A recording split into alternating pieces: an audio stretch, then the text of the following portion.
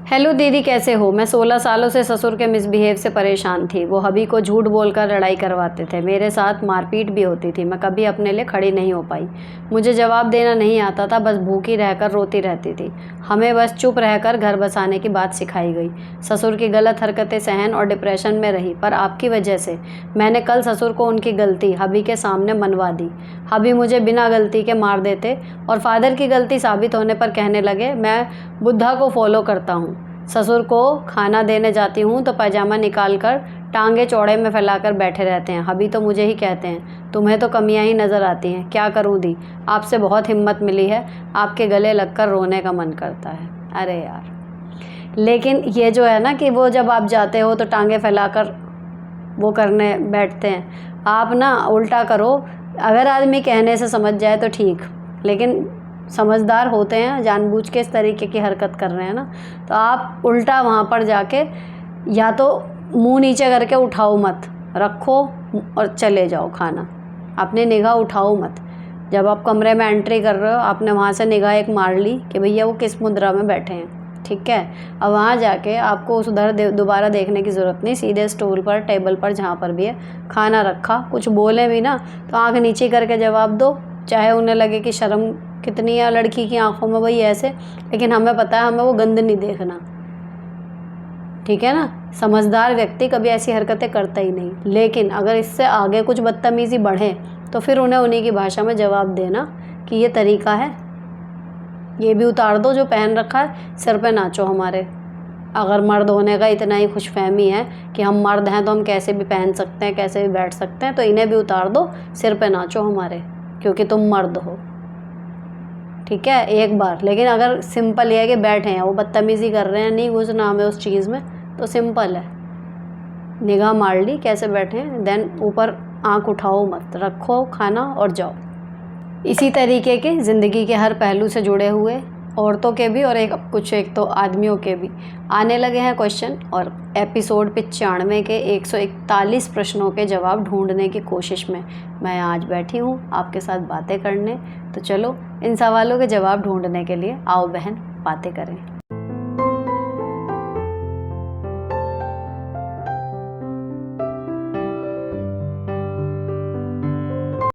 Ma'am, मेरे husband पहेली बनकर रहना चाहते हैं, समझ नहीं आता, क्लियर बात नहीं करते, रिश्ता ख़त्म भी नहीं करते और ना रिश्ता रखते हैं, क्या करें? जब ऐसे कन्फ्यूज़न में हो और आपके लाख बार पूछने पर भी कोई क्लियर जवाब ना दे, ऐसे रिश्ते से निकल जाना बेहतर। क्योंकि सामने वाला कंफ्यूज है, वो अपनी ज़िंदगी का मालिक है, जो चाहे सो करे, लेकिन उसके कन्फ्यूज़न की वजह से आपकी लाइफ एक जगह अटक के रह जाए, ये आपके लिए ठीक नहीं। और आपने पहले भी बहुत सारे क्वेश्चन किए हैं। आई एम ग्लैड कि आज मैं आपका क्वेश्चन फाइनली पढ़ पाई, क्योंकि छोटा और क्रिस्प था। तो आई होप आपको ये सजेशन अपने हित में लगेगी कि अगर वो कंफ्यूज हैं, वो क्लैरिटी नहीं रख रहे इस रिश्ते में, तो आप अपनी साइड से क्लैरिटी रखो और अपनी लाइफ में उसी के अकॉर्डिंग आगे बढ़ो। मैम, मेरी कज़िन की प्रॉब्लम है ये, उसकी शादी को 1 साल हुआ है, बेटी भी हो गई, लेकिन उसका हस्बैंड को दौरे पड़ते हैं, दौरे। कोई टेंशन हो जाए तो याददाश्त चली जाती है, थोड़ी सी भी वो अपनी बात कह नहीं सकती, जबकि हस्बैंड वाइफ में तो छोटे मोटे झगड़े भी हो जाते हैं। बहन को कहते हैं तुम सास ससुर की बहू हो, मेरी ज़्यादा कुछ भी नहीं हो और ना ही मैं अपने घर में हिस्सा लूँगा। मायके में भी सब अपने में मस्त हैं, किसी को कोई फ़र्क नहीं पड़ता, इसलिए उसने मायके में भी नहीं बताया कुछ। लड़के को शादी के पहले बीमारी थी, बट उन्होंने हाइड किया था।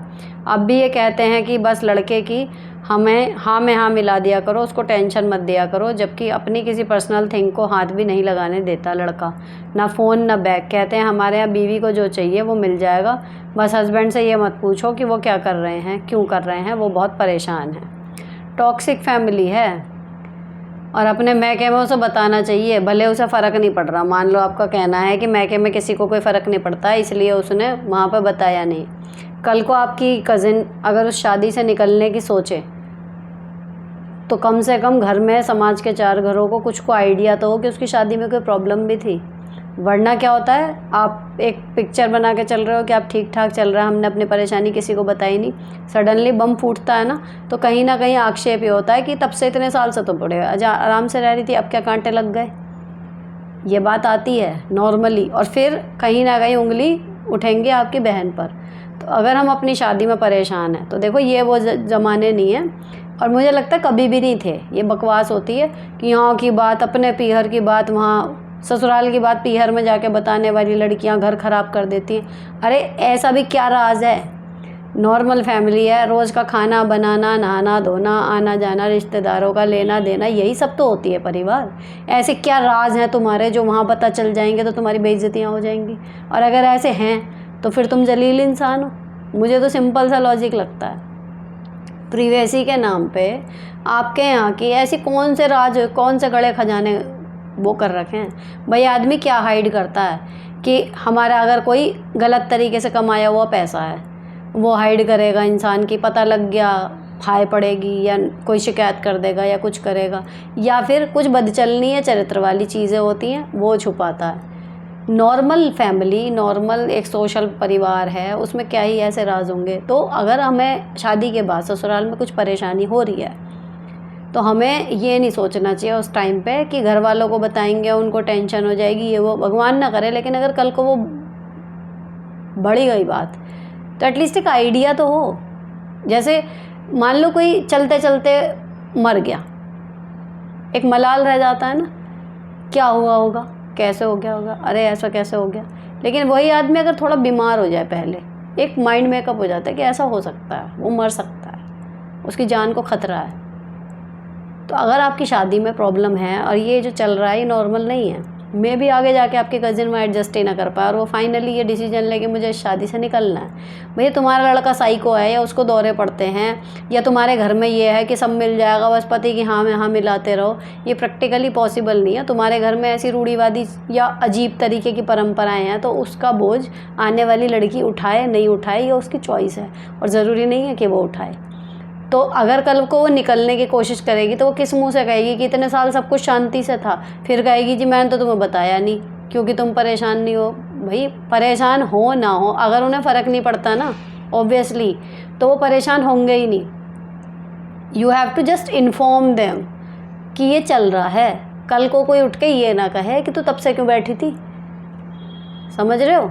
तो आपके कज़िन को ये चीज़ें जो वो ससुराल में फेस कर रही है ना, वो अपने मैके में इन्फॉर्म कर देना चाहिए कि भैया ये है, ये तुमने डिफेक्टेड पीस मेरे गले में बांध दिया है और पूरी कोशिश कर रही हूँ निभाने की, लेकिन कल को कुछ बड़ा भी हो जाए तो मेरे को ब्लेम मत करना। ससुराल वालों पे ही प्रेशर आएगा। झूठ बोल के शादी कर ली, वो उन्हें कहे कि फिर इज्जत वो डिज़र्व कर रहे हैं। गलत तो वो शुरू दिन से चल रहे हैं। तो गलती को, किसी और की गलतियाँ, किसी और के गलत निर्णय, किसी और के तुगलकी फरमान झेलने की जिम्मेदारी हमारी नहीं होती, क्योंकि हमने फेरे ले लिए सिर्फ इसलिए, है ना। तो अपना वो करे भैया कुछ ना कुछ इंतज़ाम कि आगे कैसे कटेगी लाइफ ऐसे आदमी के साथ, सोच के चले वो चीज़ों को। Hello sister, my problem is that I want to work non stop like you but I feel very lazy and sleepy. What should I do? Please tell me. I get tired quickly. देखो tired होने के ना physical से ज़्यादा mental reason होते हैं, हमेशा मैं यही कहती हूँ। रही बात मेरी कि लगातार काम करते रहना, मेरे जितने काम हैं और जितने वो 24 घंटे हैं वो ऑलरेडी कम पड़ रहे हैं। मैंने शायद शेयर भी किया था कि मैंने व्हाट्सएप पे मेटा से भी बनवाया था टाइम टेबल की, शायद मशीन है, आर्टिफिशियल इंटेलिजेंस है, मुझसे ज़्यादा कुछ अच्छा निकाल के दे दे निचोड़, लेकिन कुछ नहीं हुआ। तो ऑलरेडी मेरे पास घंटे कम है। अगर अब मैं उसमें सोचूंगी कि मैं रुक जाऊं, और मैं रुकती हूँ, जब थक जाती हूँ तो मेरे काम छूट जाते हैं, रूटीन डिस्टर्ब हो जाता है, कुछ काम मुझे पोस्टपोन करने पड़ जाते हैं। मुद्दा ये है कि जब आप ठीक फील कर रहे हो तब आप करते रहो। टायर्ड हो गए रुक जाओ। ये नहीं है कि हम लगातार काम करते ही रहेंगे करते ही रहेंगे करते ही रहेंगे।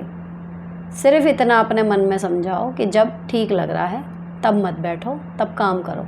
ये ना हो कि अभी तो हमारे दर्द हो रहा है या हम थक गए इसलिए लेट गए, अब हम बिल्कुल ठीक हैं, अब हम चिल कर रहे हैं, अब हमारा काम आराम करने का समय, हम इसलिए लेटे हुए हैं। अगर आपको रात को 11 बजे भी लगता है ना कि मैं बिल्कुल ठीक हूँ या अभी मुझे कोई परेशानी महसूस नहीं हो रही या मैं आधा घंटे और जग सकती हूँ, तो उस आधे घंटे में भी कुछ ना कुछ कर लो। दोपहर में 2 बजे अगर आपको लग रहा है कि आप स्लीपी हो, टायर्ड हो, कुछ भी हो, सुबह 11 बजे भी लग रहा है आपको, तो आप लेट लो। अपने शरीर का सम्मान करते रहो, लेकिन जब आपको लगे कि आप ठीक हो तब मत बैठो, फिर तब काम कर लो। इतना भी कर लोगे ना तो हो जाएगा, ऐसा नहीं है कि नॉन स्टॉप करने से ही होएगा, हो जाएगा। हाय दी, कैसे हो आप? दी, मैं खुद को बदलना चाहती हूँ पर नहीं बदल पाती, बार बार वही गलती करती हूँ। हस्बैंड जिन बातों पर गुस्सा करते हैं वो बातें ही ख़त्म नहीं हो रही। कुछ बातों का मुझे लगता है कि मैं ठीक हूँ और कुछ बातों पर मैं गलत हूँ, पर मैं नहीं चेंज कर पा रही हूँ खुद को। कैसे करूँ? प्लीज़ कोई सोल्यूशन बताओ और मैं आपके इस चैनल की शॉर्ट वीडियोज़ बना सकती हूँ। बना सकते हो? कैसे बना सकते हो? मतलब बना लो वही क्लिप करके, या मैं आपको भेजूँ या कुछ और? भाई अभी जितना मेरे पास फ़िलहाल काम है ना, मैं उसमें गले तक अभी कंटेंट हूँ। कोई भी और नई चीज़ इसमें जोड़ना अभी मेरे गुंजाइश से बाहर है। आज ही मैंने, अभी समर वेकेशन स्टार्ट हो गए ना, अभी छुट्टियाँ का टाइम टेबल बनाया है, लिव लाइफ ईजी वाले में शेयर करूँगी उसके कुछ झलकियाँ।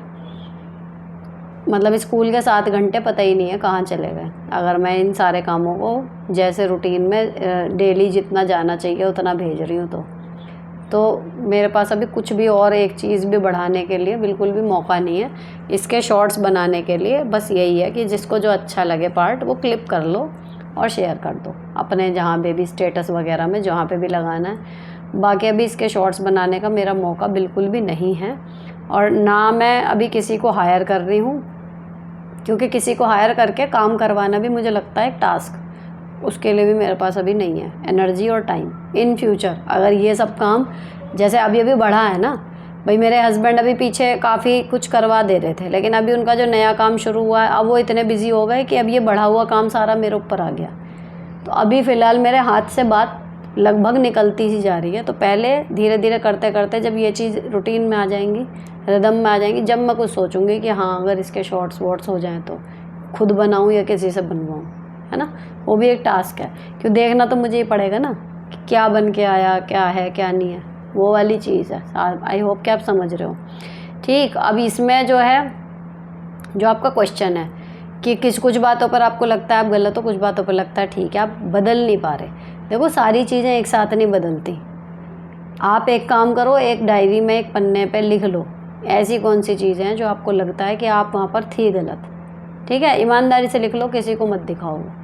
अब उनमें से किसी भी एक को, चाहे सबसे आसान चीज़ को पकड़ो जिसे आप आसानी से छोड़ सकती हो, बदल सकती हो। महीने में केवल एक चीज़ बदलूँगी ये सोच के चलो, बहुत ही स्लो कर जाओगी, करके देखना, धीरे धीरे चीज़ें आ जाएंगी और आपको पता भी नहीं चलेगा।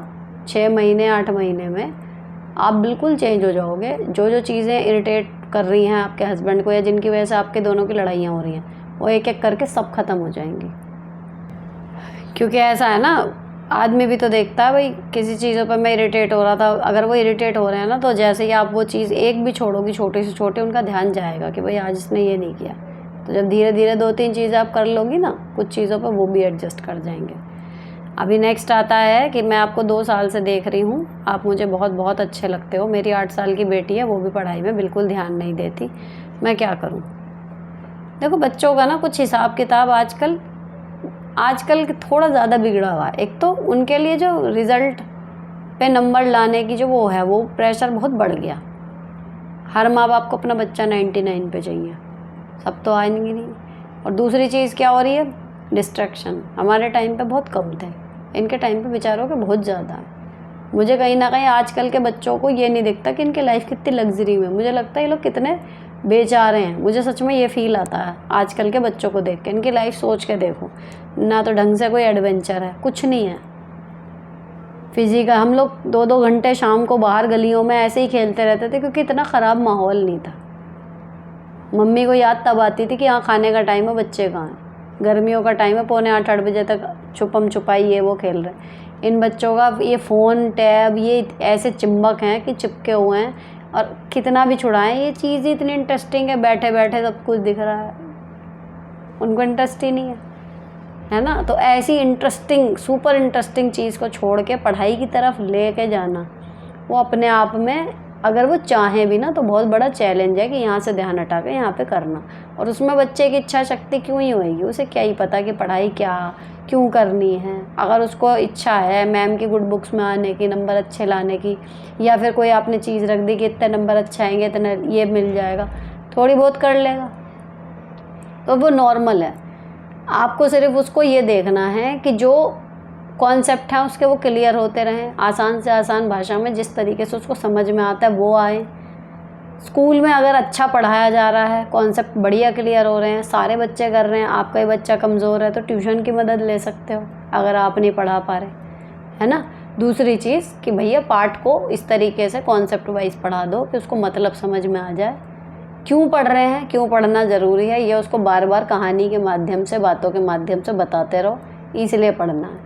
मैं अपनी बेटियों से फॉर एग्ज़ाम्पल हमेशा ये कहती हूँ कि भाई जैसे मैं हूँ, मैं एक टीचर हूँ, डैडी हैं, डैडी बिजनेसमैन है, तो तुम क्या हो, अगर कोई तुमसे पूछेगा तो तुम स्टूडेंट हो। तो जैसे हमें अपनी मेंटेनेंस एक्टिविटी डेली की निपटा के हम अपने अपने काम पे निकलते हैं, तो तुम लोग भी यही है कि अपनी डेली मेंटेनेंस एक्टिविटी, मेन काम तुम्हारा पढ़ाई है। अगर तुम ये भी नहीं करोगे तो फिर तुम कुछ भी नहीं हो। ये चीज़ काम करती है, तो उनको लगता है कि अच्छा ये हमारा काम है इस टाइम पे पढ़ना। तो नॉन इंटरेस्टिंग है, इंटरेस्टिंग है। अब मेरी बेटियों को भी सारे सब्जेक्ट थोड़ी अच्छे लगते हैं, कुछ पसंद है वो बार बार लेके उन्हें बैठ जाती हैं, कुछ ये है कि नहीं पसंद है उन्हें धक्के देना पड़ता है। लेकिन जब आपको ये पता होता है ना कि क्यों, तब आप कर जाते हो। तो बच्चे को भी आपको यही एक्सप्लेन करना है कि पढ़ना क्यों ज़रूरी है। अपनी कहानी सुना दो, नहीं भी होता तो बना के सुना दो कि हाँ मेरा भी मन नहीं करता था पढ़ने का, लेकिन फिर मुझे समझ में आया कि ऐसे पढ़ना ज़रूरी होता है। उस तरीके से इसको बताओ कि थोड़ा सा बच्चे को भी समझ में आ जाए कि मम्मी मेरी साइड है, उन्हें भी लग रहा है कि हाँ ये बहुत इंटरेस्टिंग सा काम है, लेकिन देखो ज़रूरी है, वरना वो मुझसे कहती ही नहीं। तब वो धीरे धीरे लौटेगा वापस, है ना। बाकी ये अंदर से खुद ही होता है बच्चे का। जो 90s वाले बच्चे होते हैं ना, उनका अंदर से खुद ही अपने आप ही एक रुचि होती है कि मुझे अच्छे नंबर लाने हैं, मुझे सब कुछ लिखना है। उनकी बराबरी एक नॉर्मल जिसे हम धक्के दे के पढ़ा रहे हैं अपने बच्चे को, वो नहीं कर सकता। तो ये चीज़ हमें एज ए पेरेंट्स एडमिट भी करनी है, साथ ही उसको कारण एक्सप्लेन करते रहना है कि पढ़ना क्यों ज़रूरी है उसकी भाषा में। और बाकी खुद लेके बैठो, सबसे इम्पॉर्टेंट चीज़ वही है, अपना फ़ोन एक किनारे रख के अगर आप खुद एक एक चैप्टर में उसके साथ लगी रहोगी तो धीरे धीरे वो कर लेगा। बात वही होती है कि हमारे पास टाइम नहीं होता, बच्चा अपने आप कॉन्सेंट्रेट कर नहीं पाता, और रिज़ल्ट में होता है कि बच्चा पढ़ाई में ध्यान नहीं दे रहा। हेलो दी, नमस्ते। आप जो रेडीमेड ब्लाउज़ लेती हैं उनका साइज़ कैसे पता करती हैं? देखो इनके साइज़ भाई मीशो पे तो नाम मात्र के ही साइज़ होता है, जो सबसे छोटा साइज़ होता है मैं तो वो मंगा लेती हूँ, वो भी इतना बड़ा होता है। लेकिन मे भी अगर आप मिंत्रा वगैरह से ऑर्डर करो, जहाँ पे मेज़रमेंट के लिए ये साइट्स जो हैं, मिंत्रा मेन या आजियो, वो फेमस है कि इनके फिटिंग अच्छी आती है, जो मैंने सुना है ना। मैंने तो एक ही मंगाया रेडीमेड सूट, तो उसकी इससे थोड़ी सी बेटर थी मीशो से, मैं तो ये कहूँगी। लेकिन बहुत अच्छी फिटिंग की टेलर्ड वाली आ रही है, वो मुझे नहीं लगी, लेकिन हाँ इससे अच्छी थी। तो जो मिंत्रा से मैंने देखे हैं एक दो जनों को कि वो कह रहे हैं कि इसकी फ़िटिंग मुझे ब्लाउज़ की बहुत अच्छी लगी, तो वहाँ तो आप अपना एक्यूरेट जो इंच टेप से नाप के उनका पूरा साइज़ मेज़रमेंट चार्ट रहता है उसके अकॉर्डिंग मंगा लो। बाकी अगर मीशो से मंगाओ तो मीशो से ये है कि अगर आपका मेन 32 से 34 तक का साइज़ है, तो वो जो सबसे छोटा नंबर आएगा 34 नंबर ही आता, वो मंगा लो। और उसमें हो सकता है आपको साइड से सिलाइयाँ एक एक मारनी पड़े, मुझे मारनी पड़ती हैं साइड से एक एक सिलाई, जब जाके जितने भी स्लीवलेस मेरे वहाँ से आए हुए हैं वो लेने पड़ते हैं, बड़े ही आते हैं, छोटे नहीं आते, तो इनकी फ़िटिंग नहीं आती सही। दैट्स वाई कि मैंने अब जो स्लीवलेस मंगाए हैं वो सारे स्ट्रेचेबल, वो क्रॉप टॉप में टैंक टॉप मंगाए हैं, वो ब्लाउज़ का काम बढ़िया कर रहे हैं। तो और दूसरे अभी कुछ मैंने देखे थे स्ट्रेचेबल ब्लाउज़ भी शुरू हो गए, लेकिन उनमें वही है कि प्रिंट है, अब किस पे कौन सा जाएगा, फिर वही सिर मारते रहो। तो कुल मिला के जो सॉलिड कलर के हैं, वाइट है, रेड है, ब्लैक है, इस तरीके के जो मैंने मंगा रखे हैं वो 34 नंबर पे मंगा रखे हैं, और उनमें मुझे कमर में सिलाई मारनी पड़ती है। अब यही आगे बता रही है कि मुझे साड़ी नहीं बांधने आती, लेकिन जब आप साड़ी का ऐड करती हैं तो मुझे बहुत मन करता है मैं पहनूं, लेकिन ठीक से बांधनी नहीं आती। देखो अब जैसे गर्मियों की छुट्टियां पड़ेंगी, अब आप टीचर हो, डेली चाहे मतलब 2 घंटे पहन के निकाल दो वापस, लेकिन उसको डेली पहनो। ये भी ना सारा वही है, इंटरेस्ट की बात है। मतलब मैंने कभी भी साड़ी कहीं से किसी से भी, अपनी मम्मी से, दीदी से, भाभी से, किसी से पहननी सीखी नहीं। पहली बार पब्लिक स्कूल में जब साड़ी बांधने की नौबत आई तो मैं देखती थी उनको, श्रीदेवी और जया प्रदा को, उनकी साड़ी का लुक कैसा आता वो मुझे पता था, तो मुझे एग्जैक्ट ये पता था कि मुझे ऐसा लुक चाहिए। अब वो आएगा कैसे? तो एक आध बार मैंने अपनी दीदी को जैसे साड़ी बांधती थी, कभी देखा इस तरीके से प्लेट बना रही है, क्योंकि मेरी मम्मी तो साड़ी सीधे पल्ले में बांधा करती थी, कोई पिन नहीं, कुछ नहीं, और इतनी ऊंची, उनका तो बिल्कुल ही अलग था तरीका। तो उनको तो मैं सीखने जाती नहीं कि साड़ी बांधनी मैं मम्मी से सीखूंगी, लेकिन दीदी अच्छी बांधती थी, उनसे देखा मैंने एक आध बार कि वो किस तरीके से बांध रही हैं। और मैं फिर छोटी भाभी एक आई, मेरे बीच वाले भैया की जो वाइफ थी, वो थोड़ी एजुकेटेड थी, उनको देखा, और उनको देख के मतलब फिर धीरे धीरे मतलब 1 या 2 बार दोनों को देखा, उसके बाद फिर बांध ली। तो वो इंटरेस्ट की बात होती है। मेन आपका ये है कि आपको एक्चुअल लुक क्या चाहिए, कैसी प्लेट्स दिखनी चाहिए, यहाँ से कैसा आना चाहिए, वो आपको पता है। और अब तो बहुत आसान है, इतने साड़ी ड्रेपिंग के वीडियो हैं, क्विक सा पता चल जाता है। जस्ट ये है कि आप उसको देख के छोड़ देती होंगी, कोई रॉकेट साइंस नहीं है साड़ी बांधना और साड़ी बांध के काम करना। जब आप कोई वीडियो देखो तो उसे हाथ के हाथ बांध के तभी देख लिया करो। लाइट वेट साड़ी लो, स्टार्टिंग में जॉर्जेट शिफॉन की साड़ी लो, वो बहुत जल्दी बनती है। शुरू में सिल्क या कॉटन सिल्क ये सब चीज़ें मत लो, है ना। सिंपल कॉटन, जॉर्जेट और शिफॉन बहुत जल्दी बनती हैं। ऐसी साड़ियों में आप ट्राई करो, बन जाएंगी, फिर धीरे धीरे भारी साड़ी भी बांधने लगोगे। ये सब ठीक, जैसे शादी में जाते हो, गली में जागरण था आपके वहाँ, गली में कोई सब्सक्राइबर वहाँ मिल जाए तो आप कैसे एंजॉय कर पाते हो। तो सब्सक्राइबर मिल गया तो एंजॉय करने को मना थोड़ी करेगा वो। अरे जो मैं हूँ वही तो दिखा रही हूँ व्लॉग में, तो वो मिल जाएगा, उसे भी पता भी हाँ ये कर रही हैं, वो भी मेरे साथ एंजॉय कर लेगा, जो भी होगा। नमस्ते मैम, कैसे हो? मुझे पूछना था कि मेरी बेटी 8 साल की है, मॉर्निंग स्कूल के लिए उसको जल्दी 6:30 बजे जाना होता है, तो मैं उसके हेयर वॉश नहीं कर पाती, और अगर कर दूँ तो उसको जुकाम हो जाता है, तो कैसे मैनेज करूँ? आप आराध्या और आरोही के कैसे मैनेज करते हो वीक के बीच में? अगर सुबह नहीं हो पाता, देखो सुबह वैसे तो मेरी बेटियां सुबह ही कर जाती हैं, सर्दियों में दिक्कत होती है तो हेयर ड्रायर मैंने बताया था व्लॉग में कि मैंने वो ले लिया, तो उससे बाल ये है कि सूख से जाते हैं। और उस दिन बाल जब गीले हैं तो उस दिन गुथ वगैरह मत बनाओ, ताकि वो खुले से रहें तो सूख जाएं। हेयर बैंड लगा के भेज दो, और इतना मैम एडजस्ट कर लेती हैं कि आज शैम्पू है। फिर भी अगर नहीं हो पाता तो फिर उसका एक ही तरीका होता है कि जब बच्चा आ जाए उसके बाद थोड़ा सा उसकी बॉडी नॉर्मल टेम्परेचर पे आ जाए तो फिर आके उसका शैम्पू करा दो। फिर तरीका ये होता है, तो इस तरीके से ही होता है। वरना अगर आप नहीं देखोगे तो फिर तो हो ही नहीं पाने का वीक में 2 बार, और फिर बाल उसकी वजह से परेशानी होएगी। ये क्वेश्चन ना लंबा है, लेकिन इस पे देखो यही आया है स्टार्ट में। मैम मैंने कई बार आपको अपनी प्रॉब्लम बताई बट आपने जवाब नहीं दिया। चलो आज कोशिश करते हैं पढ़ने की। एक होप के साथ सेंड कर रही हूँ। मैं भी एक गवर्नमेंट टीचर हूँ, 2 किड्स हैं, एक बेटा एक बेटी। मेरे इन लॉ मेरे साथ नहीं रहते, मेरा घर मेरे हबी के नाम पर है, ठीक है। जब मैं शादी होकर आई तब इन लोगों ने मुझसे लोन लेकर घर लेने को कहा, बट उस टाइम मेरे इन लॉज ने और हस्बैंड ने मुझ पर कोर्ट केस झूठ कर दिया था, तो जिस रीज़न से मैंने लोन नहीं निकाला। फिर मेरे हस्बैंड जो कि खुद भी गवर्नमेंट एम्प्लॉय है, उन्होंने लोन लेकर घर खरीदा, अपने नाम रजिस्ट्री कराई, बट अब जब भी मिस्टर से लड़ाई हो जाती है तो मुझसे और मेरे बच्चों को घर से निकाल देते हैं। और मेरी सास जो कि मेरे साथ नहीं रहती, वो भी मुझे फ़ोन करके धमकी देती है कि मैं इस घर से निकल जाऊँ। गवर्नमेंट टीचर हूँ, 2 बच्चे हैं, 8 साल का बेटा और एक 4 साल की बेटी। बहुत टेंशन में रहती हूँ, और मैं इस घर में ना तो अपने मायके वालों को ना ही स्टाफ मेंबर को कभी बुला सकती हूँ। मैं क्या करूँ? प्लीज़ इस बार रिप्लाई करना। मेरी शादी को 9 साल हो गए हैं। भैया मैं तो इस कंडीशन में आप पहुँच कैसे जाते हो, मुझे ये नहीं समझ में आता। गवर्नमेंट एम्प्लॉय हो, मतलब इतने होशियार हो आप कि सरकारी नौकरी आपकी लग गई एज अ टीचर, और आप किसी को अपने ऊपर इतना हावी होने दे रहे हो, कैसे?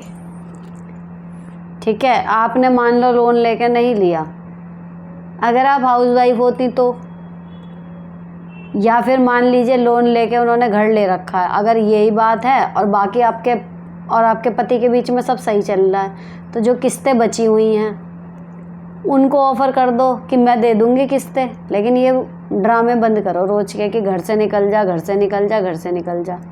नहीं तो सबसे बोल्ड डिसीज़न तो यही होगा कि एक्चुअल में अपना एक घर ले लो। सुनने में अटपटा लगेगा, लेकिन एक छोटा सा फ्लैट अपना ले लो, जो सिर्फ आपका हो, ना आपके मैके का हो, ना आपके पति का हो। जब कहें घर से निकल जा तो आपके पास एग्जैक्टली एक जगह होगी जाने के लिए। समझ में आ रहा? क्योंकि आप कमाने के बाद भी एक हाउसवाइफ से भी ज़्यादा दयनीय स्थिति में हैं।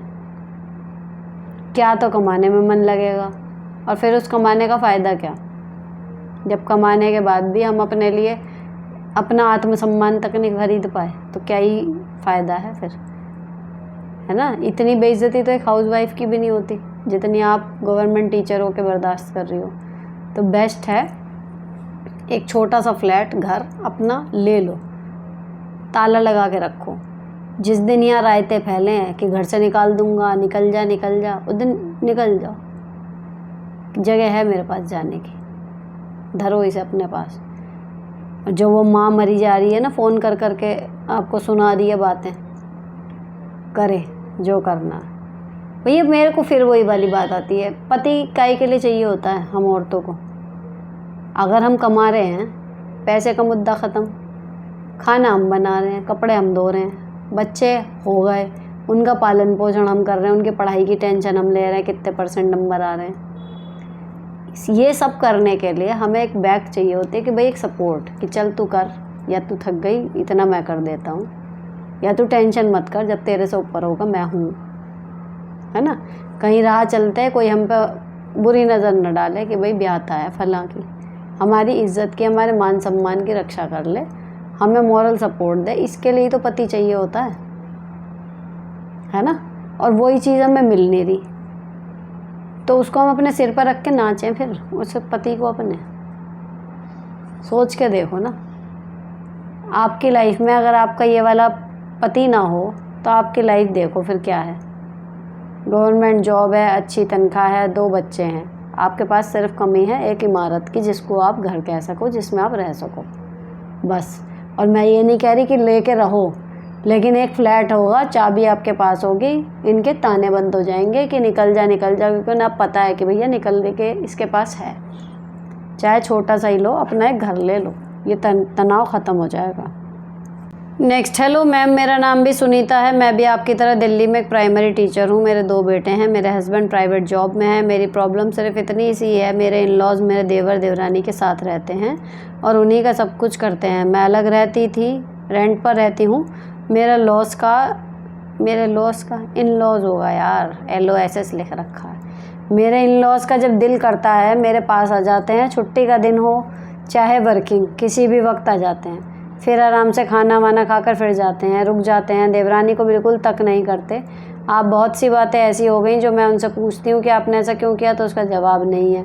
उन्होंने हमें 2 बार घर से निकाल दिया था, हम सेटल भी हो गए, अच्छे से रह रहे हैं, लेकिन अगर पुरानी बात कभी आती है, मैं उनसे पूछती हूँ मम्मी आपने मेरे साथ ऐसा किया, उनके साथ नहीं किया, तो उनका जवाब नहीं है। क्या मुझे इनसे रिलेशन रखना चाहिए? क्योंकि आप मेरा बिल्कुल भी मन नहीं करता वह मेरे घर आएँ या मैं उनसे बात करूँ या उनका फ़ोन भी रिसीव करूँ। प्लीज़ बताएं। थोड़ा लंबा हो गया है कमेंट पर प्लीज़। अगर आपके हस्बैंड को कोई प्रॉब्लम ना हो कि जब आप वो आएँ और आप उनसे रिश्ता ना रखें, ये भी तो बात है ना। आप कौन सा अपनी मर्ज़ी से रख रही होंगी? आपके भी लकड़ी जान को पड़ी हुई है कि पति फिर गुस्सा हो जाएगा कि मेरे माँ बाप ये वो। अगर आपके पति को भी रियलाइजेशन है कि आपके सास ससुर आपके साथ गलत कर रहे हैं और उनको कोई प्रॉब्लम नहीं है तो मत रखो रिश्ता। लेकिन अगर ये रिश्ता इसी चीज़ की कीमत है कि आपका और आपके पति के बीच में शांति बनी रहे, तो फिर आपकी मजबूरी है, रखना पड़ेगा, जैसे चल रहा है वैसे। ठीक, तो जी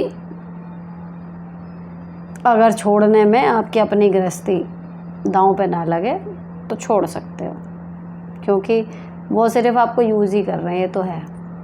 इनका बुड्ढों का जब एक तरफ झुकाव होता है ना, वो उसी तरफ ही होता, दूसरा कर कर के मर जाए फिर भी रहेगा पहला वाला ही प्यारा, जिसको भी ये करते हैं। तो आगे यहाँ से मिलना तो आपको कुछ है नहीं हाथ पल्ले, तो सिर्फ टाइम और एनर्जी वेस्ट हो रही है। अगर आपकी शादी बच जाती है ये करने के बाद तो कर लो, नहीं तो शादी का सदका समझ के निभाते रहो जैसे चल रहा। अपनी तरफ से नहीं करनी बात मत करो, लेकिन जब आ गए तो भगा थोड़ी दोगे, ये है। हेलो मैम, कैसी हैं आप? मैं अपने जीवन को अच्छे से जीना चाहती हूँ। घर थोड़े समय पर कुछ ना कुछ भूचाल आ जाते हैं। 2023 में मैंने अपने 1 साल के बच्चे को खो दिया और अब 22 अप्रैल को अपने पापा को। पापा का जाना तो सब लगा, अब ज़िंदगी में कुछ नहीं है, सब बिखरा हुआ था लग रहा था। अपने बेटे के जाने के बाद मेरी आंखों में भी समस्या हो गई, जिसका इलाज चल रहा है लेकिन सक्सेस नहीं हो रही। देखो एक चीज़ होती है समय, और जब समय ख़राब आता है ना तो ऐसे ही आता है। तो अभी आपका वही समय चल रहा है, आपको चोटें लग रही हैं, लेकिन अच्छी बात यह है कि ये कुछ भी परमानेंट नहीं है लाइफ में, ना अच्छा ना बुरा, है ना। तो जब अच्छा समय था तब आपने क्या किया, वो चीज़ आपके बुरे समय में कहीं ना कहीं काम आ जाती है। बस ये सोच के चलो कि अभी आपका टाइम थोड़ा ख़राब चल रहा है, आपको लगातार एक के बाद एक चोटें मिल रही हैं, लेकिन ऐसा नहीं है। अगर ध्यान से देखोगे, अगर मैं अपनी लाइफ का एक्सपीरियंस से बताऊँ ना, मुझे नहीं पता कल को मेरी लाइफ में क्या होने वाला है, लेकिन जब भी कोई दुख की वो आती है ना, हमें लगता है कि हम टूट गए। मेरे साथ तो यही हुआ, जितनी बार चोट आई ना और मुझे लगा कि मैं बिखर गई, मतलब चोटें भी ऐसी लगी हैं, या तो कह लो कि मेरे बर्दाश्त करने की क्षमता कम थी या कुछ भी कहो, लेकिन बिल्कुल ऐसे लगती थी कि जैसे मैं पूरी चकनाचूर हो गई हूँ। उसके बाद कुछ कैसे वापस आऊँगी, कैसे उठूँगी, हर बार ऐसे लगा, ठीक। और उस हर एक चोट का एक निशान कहीं ना कहीं मेरे दिल दिमाग पे, बॉडी पे है। कुछ टूटा है, कुछ सर्जरीज हुई हैं, कोई प्रॉब्लम ऐसी हुई है, हर एक झटके का एक ट्रॉमा मेरे अंदर है। कुछ दिखते हैं निशान, कुछ नहीं दिखते, लेकिन महसूस होते हैं ना, सब चीज़ें हैं। अब क्या, लेकिन अब आके अगर मैं पीछे देखूँ ना, उन चीज़ों को दोबारा रिवाइंड करके, हर एक बुरी घटना के साथ एक टर्निंग पॉइंट मेरी लाइफ में आया, जिसने मेरी लाइफ को बेटर बनाया, मुझे बेटर बनाया। ये फैक्ट है। उस टाइम मैं रो रही हूँ, झीझ रही हूँ, कुछ भी कर रही हूँ, परेशान हो रही हूँ, मेरे को लग रहा है मेरे से जिए ही नहीं जा रहा, लेकिन रोते पिटते जब वो टाइम निकल जाता है ना, अब मैं पलट के देख रही हूँ तो उनमें से ईच एंड एवरी जो भी हुआ, हर चीज़ के पीछे मेरी लाइफ को क्या मोड़ मिला, उसकी वजह से मेरे अंदर क्या चेंज आए, और उस चेंज की वजह से मेरा क्या बेनिफिट हुआ। अब मैं क्रिस्प हूँ, बिल्कुल क्लियरली मुझे दिखता है कि हाँ ये। तो अब मैं श्योर हूँ कि कल को भगवान ने मेरी लाइफ में कितना भी कुछ बुरा भी लिखा हो ना, मुझे पता है कि वो बुरा एंड में जाके वो मेरे किसी न किसी अच्छे की तरफ ही मुड़ रहा है। तो जब ऐसे सोचोगे, ये विश्वास आप भी मन में अगर ले आओ मेरे कहने से, तो आपको भी ये समझ में आएगा कि माना बेटे का जाना इतना बड़ा दुख है, पिता का जाना बहुत बड़ा दुख है ना, लेकिन जो आपके ऊपर अब बीत रही है ना कहीं भगवान आपको उस रास्ते पर डाल रहे होंगे, कहीं ना कहीं उसमें भी कुछ ना कुछ अच्छाई छिपी होगी ज़रूर। सिर्फ ये है कि अभी हमें नज़र नहीं आ रही। जैसे एफबी पे वो फ़ोटो नहीं दिखाते कि भगवान ऐसे पीछे हाथ करके एक बड़ा खिलौना लिए खड़े हैं और छोटी बच्ची से छोटा खिलौना मांग रहा है और वो रो रही है कि नहीं दूंगी, लेकिन वो वही इसीलिए मांग रहे हैं कि वो छोटा वाला दे, लेके बड़ा वाला खिलौना भगवान देना चाह रहे हैं। तो ऐसे ही चलती है लाइफ। तो जब मुसीबत आए, मुश्किल टाइम आए, रो लो, परेशान हो लो, मैं ये नहीं कहती कि रो मत, हिम्मत करो, उसी टाइम पॉजिटिव देखो, खुश रहो। भैया जब टूटता आदमी तो रोता ही है, उस टाइम कुछ नहीं समझ में आती क्या पॉजिटिव ये वो, लेकिन हाँ एक विश्वास ये ज़रूर रख लो कि अभी रो रहे हो, झीक रहे हो, कुछ भी हो, क्योंकि आपको वो अच्छी चीज़ अभी नज़र नहीं आ रही कोशिश करने के बाद भी, लेकिन जब ये समय निकल जाएगा कुछ टाइम बाद आपको समझ में आएगा कि ये चीज़ हुई थी, इसकी वजह से ये हुआ, इसकी वजह से ये हुआ। अल्टीमेटली आपके लिए जो बेस्ट है भगवान वही कर रहे होते हैं। और रही बात देखो जीवन मरण की, जो समय से पहले जाते हैं उनका बहुत दुख होता है, बाकी जाना सबको है, मैं हूँ या आप हो, तो सदा के लिए तो कोई नहीं बैठा, लेकिन जब हमारे अपने जाते हैं तो जोर तो पड़ता है, उसको आप कुछ नहीं कर सकते। तो ये तो पार्ट ऑफ द लाइफ है यार, एक एक करके कुछ लोगों के लिए हम रोएंगे, कुछ लोग हमारे लिए रोएंगे, तो जस्ट वो है कि कौन पहले कौन बाद में, क्या ही कर सकते हैं इस चीज़ का, लेकिन उसकी वजह से ज़िंदगी नहीं रुकती। तो आप भी रुको मत, हिम्मत रखो, और अपनी आँखों में अगर ये वाले डॉक्टर से वो नहीं हो रहा, डॉक्टर बदलो, शरीर सही रहेगा तभी अपनी लाइफ की सारी चोटों को झेलने के लायक बनोगे। एक शिकायत आई है, आप कभी भी मेरा कमेंट नहीं पढ़ते, मैं रोज़ आपको सुनती हूँ, क्योंकि जो सवाल हैं उन्हीं को पढ़ने में 1.5 घंटा लग जाता है, तो जो हैं वो बस जस्ट मैं पढ़ लेती हूँ, यहाँ पे पढ़ के नहीं सुनाती, लेकिन आपकी खुशी के लिए आज मैंने पढ़ दिया। ठीक है, चलो आपके टिप्स फॉलो करने की कोशिश जारी है। मैंने अपने सवाल का जवाब का क्लिप बना के रखी है और हर दिन सुन लेती हूँ ताकि मुझे आपके रिप्लाई याद रहें। आप फर्स्ट इंसान हो जो क्लियरली कह रही हैं कि मैं परफेक्ट थी नहीं बल्कि बन रही हूँ। इस बात से उम्मीद जगती है कि हम भी अपनी स्किल बेहतर कर सकते हैं। Love you. वरना लोग तो कहते हैं मैं तो बाय बर्थ परफेक्ट हूँ। हे भगवान, कैसी कैसी खुशफहमी है लोगों को। कौन ही परफेक्ट हो सकता है, कौन ही हो सकता है? इतने सारे एस्पेक्ट हैं, कोई किस चीज़। मैं तो अभी भी मतलब देखती हूँ यार, लोग कुकिंग में इतने बढ़िया हैं, किसी का घर देखो हमेशा पिच परफेक्ट क्लीन, किसी के बच्चे देखो भाई साहब हर कंपटीशन में मेडल ला रहे हैं, वो स्टेटस लगा रहे हैं 1 मोर, 99% आ रहे हैं उनके क्लासों में, स्कूल में फर्स्ट आ रहे हैं उनके बच्चे, वो पढ़ाई में तीर मार रहे हैं, है ना। कुछ लोग ऐसे हैं कि भैया पैसे कमाने में उन्होंने वो कर रखा है कि कोठियों पर कोठियाँ जोड़ रखी हैं। कुछ लोग लुक्स में ऐसे हैं कि हीरोइनें फेल हैं उनके आगे। कुछ लोगों का कॉन्फिडेंस इतना लेवल है कि समझ में नहीं आ रहा वो कॉन्फिडेंस आ कहाँ से रहा है। न शक्ल ना अकल कुछ भी नहीं है, लेकिन कॉन्फिडेंस यहाँ पर है। तो मैं तो हमेशा अभी भी देख के लोगों को लगती हूँ, देखो एक आदमी हर चीज़ में परफेक्ट नहीं होता, लेकिन हर आदमी किसी न किसी चीज़ में ज़रूर परफेक्ट होता है। तो जस्ट हमें वही चीज़ ढूंढनी है कि हम किस चीज़ में परफेक्ट हैं। अगर उसी एक चीज़ को ही पकड़ के बढ़ा लेना तो भैया लाइफ कट जाती है, बात ये है।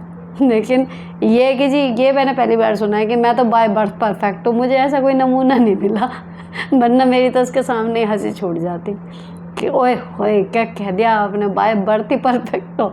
मतलब पेट से निकले थे तो भी स्टाइल ही मारते हुए निकले थे, रोए भी नहीं थे क्या? परफेक्ट हो आप तो, हद हो गई भाई। हाय दी, मैंने लास्ट टाइम कमेंट किया था मुझे ग्रामीण बैंक का एग्ज़ाम देना है बट ऑफिस की वजह से मैनेज नहीं हो पा रहा। आपने उसका आंसर किया था कि घर पे काम जो आता है वो मना करो, बट वो मैं मना नहीं कर सकती क्योंकि क्लोजिंग रात को भी होती है और क्लोजिंग करते वक्त बीएम को जो भी डाउट्स आएँ या कोई मिस्टेक हो जाए तो वो मुझे ही ठीक करना पड़ता है। एंड अपने ये सजेशन दिया था कि ऑफ़िस में टाइम निकाल कर पढ़ लो, और मैं ऑफ़िस में टाइम निकाल कर पढ़ रही हूँ, बट कुछ लोगों को उसमें भी दिक्कत होती है कि ऑफ़िस टाइमिंग में क्यों करना है। इसलिए अब मैं रात को 10 से 3 बजे तक पढ़ती हूँ, बट इस कारण ना मेरी नींद पूरी हो रही है और ऑफ़िस का काम भी डिस्टर्ब हो रहा है। इवन ऑफ़िस भी रोज़ लेट पहुँच रही हूँ और घर वाले अलग मेरी शादी के पीछे पड़े हैं, बट मैं शादी नहीं करना चाहती। एज मेरी 29 है, मुझे शादी को लेकर बहुत डर है। यहाँ के कमेंट्स मैं रोज़ सुनती हूँ तो मैरिज का मन नहीं है। प्लीज़ मेरी इस सिचुएशन पर कुछ सलाह दीजिए and thank you so much and love you. 10 से 3 बजे तक पढ़ रहे हो, 6 घंटे पढ़ना पड़ रहा है, 5 घंटे पढ़ना पड़ रहा है आपको। इतना तो नहीं पढ़ना पड़ता यार, मतलब पर्सनल मुझे लगता है जब तक मैंने दिए थे 5 घंटे डेली, इतना तो नहीं पढ़ना पड़ता। बाकी हो सकता है आप कोर्स चेंज हो गया हो, लेकिन आप जैसे मान लो 5 घंटे आप यहाँ पढ़ रहे हो, आप ऑफिस में टाइम निकाल के जो पढ़ रहे थे वो कितनी देर पढ़ रहे थे?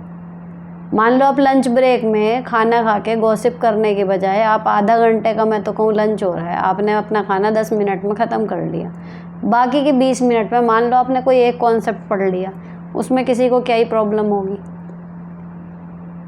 है ना। मतलब आप अपना अगर काम फिट फॉर करके जब पढ़ रही हैं, ये आपको अपने अंदर डेवलप अगर कर लिया आपने कि 10 मिनट है तो आपने 10 मिनट में ही देख लिया, अगर ये चीज़ आप कर रहे हो, काम आपका फिट फॉर है, किसी की एक आवाज़ पे आप हाजिर हो जो आपके काम में, आप ये नहीं कह रहे कि भाई पढ़ने की वजह से, तो फिर क्यों दिक्कत होगी। मान लो जैसे जब मैंने पढ़ाई करी है ऑफिस के साथ में तो सिंपल था, जो मेरा बस का रास्ता था ना, एक किताब तो मैंने उसके नाम की छोड़ रखी थी, उसको मैंने बस में ही ख़त्म किया था। स्कूल में मैं भी नहीं पढ़ती थी क्योंकि छोटे बच्चे हैं, वहाँ कहाँ पढ़ाई हो रही है, तो उनका तो चल रहा है, लेकिन एक किताब मैंने बस के नाम की छोड़ रखी थी। एक सुबह उठ के अगर मेरे को मौका लग गया आधा घंटा तो मैंने पढ़ ली, जो सबसे पतली थी, नहीं लगा छोड़ दी, और जो मेन थी 3 मोटी मोटी वो मैं रात को पढ़ती थी, तो फिर भी मतलब 2 से ढाई घंटा इतना पढ़ती थी। तो देखो मतलब आपको कुछ ज़्यादा टाइम मतलब इसमें देना पड़ रहा है, एक तो ये चीज़ है, और दूसरी अगर आप भाई 10 से 3 बजे तक पढ़ रहे हो तो फिर सुबह जो है आपका बैंक का काम है तो 10 बजे बैंक खुलता होगा, आपका रास्ता कितने देर का है, अगर आप 3 से 9 सो रहे हो तो भी आपके 6 ही घंटे बैठेंगे तो कहीं ना कहीं आपकी नींद तो क्लैश हो ही रही है ना। तो या तो आप रात को, फिर ये है कि भाई 10 बजे जैसे आप पढ़ने बैठ रहे हो तो आपका काम 8:30 तक अपना निपट जाए, 1 आध घंटा उससे पहले सो लो। मतलब कुल मिला के आपको अपनी 6 से 6.5 घंटे की नींद एक साथ कुछ नहीं मिलेगा, ना पढ़ना ना सोना। ये है जो मेन राड़ की जड़ है। इकट्ठा पढ़ना इकट्ठा सोना मैनेज नहीं हो पाने का।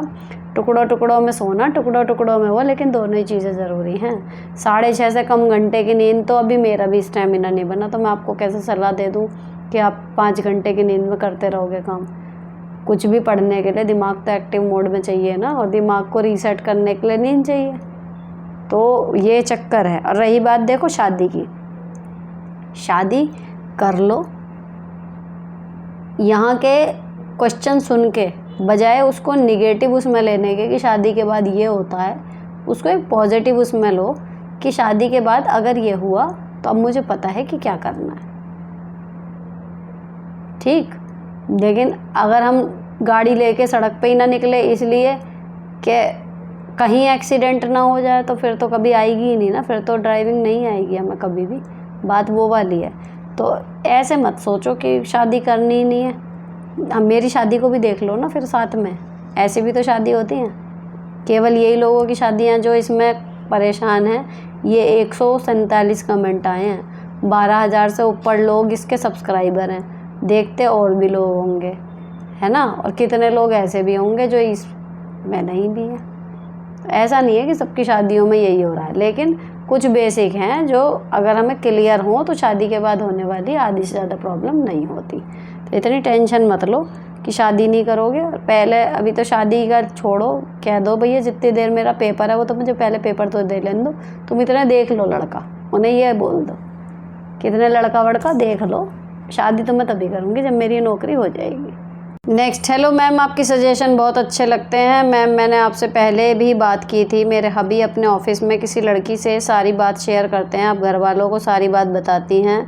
उन्होंने इनको समझाया है, कसम भी खिलाई है, बट अब फ़ोन पर, व्हाट्सएप पर और गैलरी पर भी लॉक लगा लिया है। मुझे ये भी शक है कि इन्होंने सुधरने की बजाय और सिक्योरिटी लगा ली है। जब भी उसकी बात पर बोलो कि क्यों बात करते हो, तो कभी भी अपने आप को एंड उस लड़की को नहीं गलत बोलते, बस मुझे ही गलत बताते हैं। जबकि थर्ड पर्सन आतंकू है किसी कपल के बीच में। मैंने उस लड़की से बहुत बार कॉल करके बोला है कि तू इनसे कोई कांटेक्ट मत रख, बट वो नहीं मानती, बोलती है कि मैं तो हेल्प करती हूँ एंड हम तो क्लोज़ फ्रेंड है बस।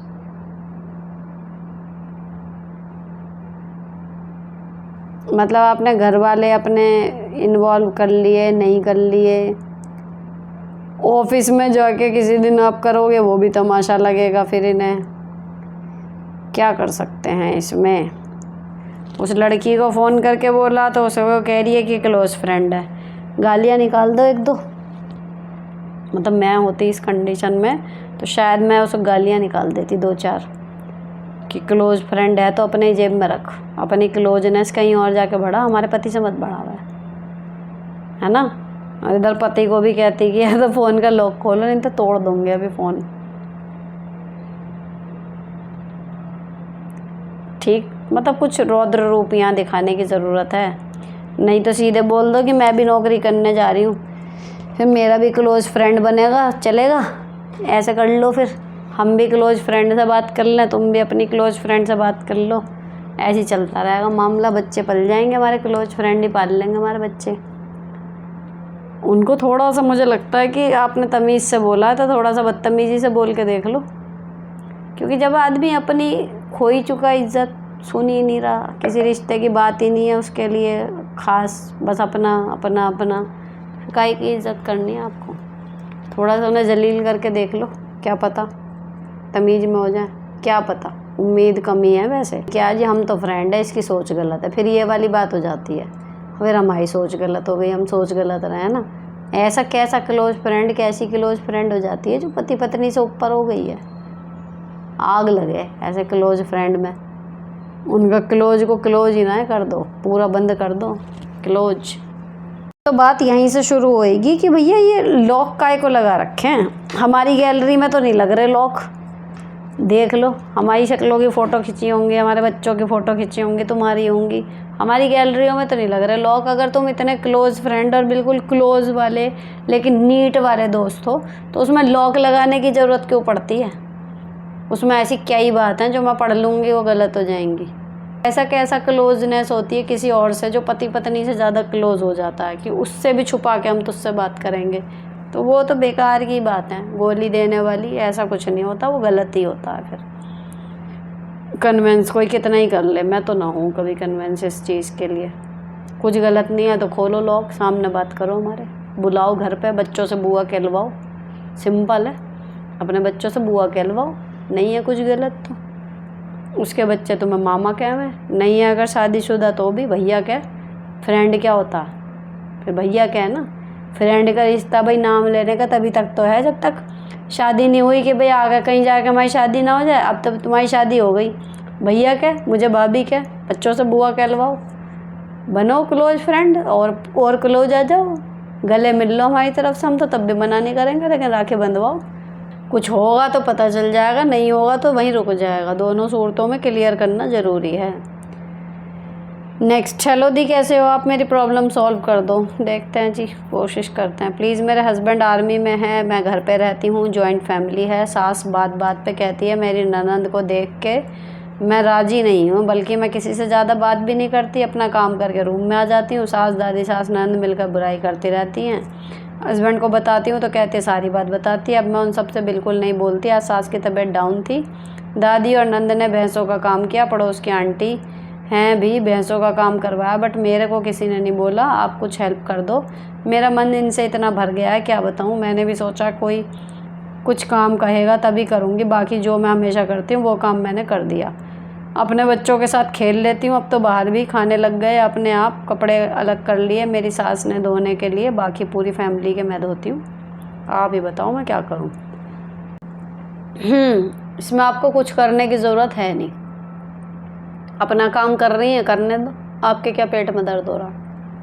आपसे नहीं कह रही, नहीं कहने दो। आपका तो काम ही कम हो रहा है। क्या नुकसान है आपका, मुझे ये बताओ कमेंट में लिख के कि उनके आपको ना बुलाने से भैंसों का काम आपसे नहीं कराया, इसमें आपका क्या नुकसान है? सिवाय इसके कि बाहर का कोई आएगा कहेगा देखा घर में बहू थी, हमें बुलाया है।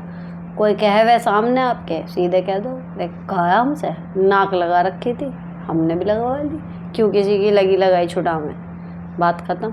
लेकिन पति आपके रहते नहीं। अब ये है, अब मैं जो बताऊँ प्रॉब्लम क्या है। आप कह रही हो ना मैं तो काम करके अपने कमरे में चली जाती हूँ, यही प्रॉब्लम है। सारा काम करके अगर उनके पास बैठती होती शुरू से तो थोड़ी बहुत क्या पता बॉन्डिंग बन जाती, तो उनको लगता कि हाँ जेल कर रही है। अब आप अपना काम करके निपटा के अपने कमरे में चली जाती हैं तो ऑब्वियसली यही लगेगा कि भाई ये हमें देख कर राजी नहीं है। अब वो एक बार शुरू हो जाती है चीज़, फिर वो दूरी बढ़ती चली जाती है। अब वो कुछ कहें ना कहें, आपका अंदर से मन नहीं करेगा, आप चाहोगी तब भी बैठने का, और उनको यही है कि बैठती नहीं है। शुरू में अब जाके बैठोगी भी, जब भी खींचातानी होगी तो वो शुरू में ही गड़बड़ हो गई है। काम करके अगर कोई भी बहू है, आप खुद सोचो, मान लो आपका लड़का है, कल को बहू आए, अभी तो छोटा है बड़ा है पता नहीं, लेकिन मान लो आपके घर में भाभी हैं, सोच के देखो, आप वहाँ पे गई, ठीक है, आपको चाय नाश्ता उसने खूब बना के दिया बढ़िया, लेकिन बना के खाना पीना सब कुछ कर दिया, रखा, फिर अपने कमरे में चली गई, आपको क्या लगेगा? ये हो रहा है। तो हमें लगता है कि हम इनके उसमें क्यों पड़े हैं बेकार की बातों में, ये वो हमें लेकिन वो बुरा लगता है देखने में। चाहे 10-15 मिनट के लिए ही सही, लेकिन अगर हम काम निपटाने के बाद थोड़ी बहुत देर भी घर की बड़े बुड्ढों के साथ या जो भी औरतें हैं, हमारी देवरानी जेठानी सास जो भी हैं, अगर हम 15-20 मिनट भी साथ में बिता लेते हैं ना, अलग से लेटना उन्हें भी होता है, आराम उन्हें भी करना होता है, तो धीरे धीरे फिर सब अपने अपने कमरों में जाकर लेट जाते हैं। लेकिन जो ये है ना कि वो लोग बैठे हुए, आप काम करके निकल गए, वो नेगेटिव जाता है, किसी को भी नहीं अच्छा लगता। अब वो एक बार शुरू हो गया होगा तो फिर बस वही है, फिर एंटी होते चले गए। मैं भी शुरू में भी उन्होंने ऐसी जली कटी बातें सुनाई हो, उसकी वजह से आपने ऐसा शुरू किया हो, लेकिन रीज़न कोई भी हो वो फिर बुरी लगती है चीज़। अब उनकी लग गई है नाक, लेकिन अब कोई चिंता की ऐसी बात है नहीं, काम करनी है, खुद कर रही हैं, औरों से करवा रही हैं, it's none of your business. अपना हिस्सा जो है आपका काम का वो करते रहो, कैम है कर दो, नहीं कैम है छोड़ दो, इसमें आपका कुछ नुकसान नहीं है, टेंशन मत लो। मेरा एपिसोड 88 में कमेंट था, 88 का था, तो आपका गया होगा एपिसोड 90, देखो उसमें जवाब होगा आपका। ठीक है, अब चलते हैं आगे। मैम, स्टाफ के सदस्य जिसको काम ज़्यादा आता है वो बात बात पर स्टाफ के सामने इंसल्ट करता है। मैंने उनका हर तरह से साथ दिया, जैसे आपने कहा था एचएम होके भी नीचे झुक जाना चाहिए। मेंटल पीस ख़राब रहती है, उनसे बात करने की इच्छा नहीं होती, फिर स्कूल में बच्चे भी कम हैं, अकेला फील करती हूँ। आपको मतलब ये अगर आपका सरकारी वाला स्कूल है, हमारे जैसा स्कूल है, ऐसा क्या काम है जो आप करने पे आ जाएं तो आपको आएगा नहीं। इज़्ज़त कोई मांगने से नहीं देता, कमानी पड़ती है। अगर तो कोई कर देता है हमारी हेल्प किसी चीज़ में, बिना एहसान तोड़े, बिना कुछ करे, तो ठीक है। लेकिन अगर हमें कोई चीज़ नहीं आती और हम किसी से करवा रहे हैं फेवर के रूप में, और फिर वो इंसान हम पे उसका एहसान तोड़ रहा है, तो आत्मसम्मान इसमें है कि उस काम को सीखो या बाहर पैसे दे के करा लो, लेकिन उस आदमी का फेवर कभी मत लो जो जताए। या फिर आप में इतने होने चाहिए सुनने की वो कि वो जताए तो आप ले लो बेशर्मों की तरह। इसमें भी देखो दो चीज़ हैं। अगर स्टाफ के सामने वो करता है इंसल्ट, मान लो अगर वो कह रहा है, दो चीज़ हैं देखो, अगर उसने काम करा, मान लो उसने डीबीटी वगैरह का या यूडाइस का काम करा, उसने बोला ये सारा काम तो मैं करता हूँ, वहाँ तक ठीक है, वहाँ तो आपको खुद कहना चाहिए ये सारा काम तो ये करते हैं। आगे अगर उसने ये जोड़ दिया इन पे क्या हो रहा है, मैं ना करूँ तो इनसे क्या आता है, यहाँ आपकी इंसल्ट हो गई, यहाँ मत लो। ठीक है, वहाँ पे आपको चाहिए कि भैया ऐसा है, करने पे आऊँगी तो काम तो हो ही जाएगा। लेकिन स्टाफ के मेंबर हो तो करना तो आपको है ही, अपनी अपनी क्लास का सबको करना है, अगर टेक्निकली जाएं तो, है ना। तो लेकिन आप में इतने गट्स होने चाहिए कि अगर अपनी वाली पे आ जाओ तो आप उस काम को कर दो। और ऐसी कोई रॉकेट साइंस नहीं है, जब करने बैठोगी सब हो जाएगा। तो अपना जो है काम, बात वही होती, इज़्ज़त मिलती नहीं है, मांगने से बनानी पड़ती है। जब आप अपने काम को खुद करेंगे, किसी पर डिपेंडेंट नहीं होंगे, तो ही सिर उठा के किसी को कुछ कह सकोगे, सुन सकोगे। जो मैंने सलाह दी थी कि एचएम होके भी झुक जाना चाहिए, वो यही था कि हर बात पे अगर आप अपनी रीढ़ सीधी करके हर दूसरी बात पे बहसबाजी करोगे तो फिर भैया रोज़ की राड़, क्योंकि हेडमास्टर की जान को तो वैसे ही इतने कलेश हैं। अगर उसमें स्टाफ भी रोज़ लकड़ी लेने वाला मिल गया ना, तो आपकी ज़िंदगी दूभर हो जाएगी। इसमें दूसरे के फ़ायदे के लिए नहीं, अपने फ़ायदे के लिए कि भैया एक होता है ना ततैया का झुंड है, लेकिन आप साइड से निकल गए, उसे मारोगे नहीं, आपके रास्ते में भी है ना तो भी आप बच के निकल जाओगे। तो एज अ हेड मास्टर हर तरीके के स्टाफ को आपको ऐसे ही डील करना है कि कोई पड़ी लकड़ी लेने वाला भी है ना, उसको लकड़ी दो मत, ताकि चलता रहे काम। एक शांति मैनेज करके रखना, नॉट फॉर हिम, अपने लिए, तो वो है चीज़। लेकिन अगर भाई ये थोड़ी है कि फिर ततैया आपके काट भी ले तो भी आप बच के निकल जाओगे, फिर तो उसे चप्पल लेकर कूचोगे ना। बात ये है, अगर वो इंसल्ट कर रहा है फिर मत करने दो उसे, मौका मत दो, लड़ो मत। अपनी तरफ से वो सही कह रहा है, मान लो अगर हेड का काम सहायक एक कर रहा है और वो फिर एहसान तोड़ रहा है, आपकी बेइज्जती कर रहा है, तो फिर आपकी गलती है कि आप उससे करा क्यों रहे हो। जो उसके इससे काम बनता है उसकी क्लास के अकॉर्डिंग, वो तो वो करेगा और बचा रहेगा। लेकिन अगर आप अपना कुछ करवा रहे हो जो कायदे में हेड को करना चाहिए, वो काम उससे मत करवाओ, खुद करो। नहीं आता पैसे दे के कराओ, लेकिन फिर अपनी इज़्ज़त बचाओ ऐसे करके। Next please ma'am reply. मेरी जेठानी बहुत तेज़ है, हमेशा झूठ बोलती है, सबको अपने झूठ से सहानुभूति लेती है, रूप भी दिखाती है, सब रौब भी दिखाती है, सब मेरी मर्ज़ी से होता है। प्लीज़ हम क्या करें प्लीज़, बातें बहुत परेशान है। नंद भी उनका ही दिखावा देखती हैं। कर रही है राज, करने दो ना। मेरे ये नहीं समझ में आता कि घर है क्या है, ये सल्तनत होती है क्या कि मेरा राज चल रहा है। बोलो हम दो उसे खुशी, चला ले राज, या बड़े वो हो रहे हैं। बात कब आएगी? जब वो आपके ऊपर अपना राज चलाए। सुबह की झाड़ू तू लगाएगी, कह दो नहीं लगाऊंगी, पाड़ ले पूछ, सीधी बात। अब बाकी के मान लो 7 मेंबर हैं, वो उन पर राज चला रही है, अरे चला लेने दो, तुम पर थोड़ा ही चला लेगी, तुम उसका राज क्यों बर्दाश्त करोगे? बात ये है सारी, मत करो बर्दाश्त। और लोग उसके दिखावे में आ रहे हैं, रौब में आ रहे हैं, तुम्हें नहीं आना मत आओ, क्या ही कर लेगी वो? सबको अपने खिलाफ कर देगी, मतलब आपके खिलाफ कर देगी, इनने मुझे ऐसा कहा, इनने मुझे ऐसा कहा, सब चढ़ के आएंगे, तूने उसे ऐसा कहा, कह दो हाँ कहा, जैसे वो है वो मैं से मैं हूँ, मैं क्यों झेलूँगी भाई उसका रौब? एक बार को सास की एक आध बात फालतू सुन भी लूँ, इसकी क्यों सुनूँगी? सिंपल। एक ही पोस्ट पे होती हैं ना बहू है, कोई 2 साल पहले आई है, कोई 2 साल बाद, लेकिन देवरानी जेठानी तो एक ही बराबर की पोस्ट पे हैं। आजकल वो ज़माने थोड़े ही है कि जेठानी सास बन के सिर पर नाचेगी। अब तो सास की नहीं सुन रहा कोई, जेठानी के तो तब सुनेगा। तो भैया जिसका राज जहाँ चल रहा है उसे चलने दो, किसी की सल्तनत को बिगाड़ो मत, अपने ऊपर मत चलाना, ना मत चलाओ, मना कर दो, क्या ही कर लेगी। नेक्स्ट मैम, मैंने सूर्य नमस्कार किया 10 बार, थोड़ी देर बाद मुझे चक्कर आने लगे 2-3 घंटे तक, क्या मैं इसे कंटिन्यू करूं? मत करो। अगर चक्कर वगैरह आते हैं, जैसे मुझे अनुलोम विलोम से आता है, तो मैं अक्सर उसको डिच करती हूँ। अक्सर क्या करती ही नहीं, अब तो जब से मैं पर्सनल अपना करने लगी, जब तक पार्क में या किसी और के अंडर में करती थी तब तक करती थी। तो अगर सूर्य नमस्कार से चक्कर आ रहे हैं तो मत करो। एक्सरसाइज वो करो जिसमें मज़ा आए करने में, परेशानी ना हो, है ना। वो बता देता है आपका शरीर कि किस में आपको अच्छा लग रहा, उसे आप कंटिन्यू कर लोगे। अब मैं कह दूँ नहीं नहीं नहीं करते रहो, 2 दिन करोगे फिर चौथे दिन छूट जाएगी, उससे फ़ायदा क्या? मत करो। बतेरी और एक्सरसाइज है सूर्य नमस्कार के खिलाफ, वो सूर्य नमस्कार के अलावा मैं यहाँ पढ़ रही थी ना, वही मेरे मुंह से निकला। नेक्स्ट, मेंटल पीस कैसे हैंडल करें? मैंने बहुत वीडियो देखे, कोई फ़र्क नहीं पड़ रहा, क्या करूँ?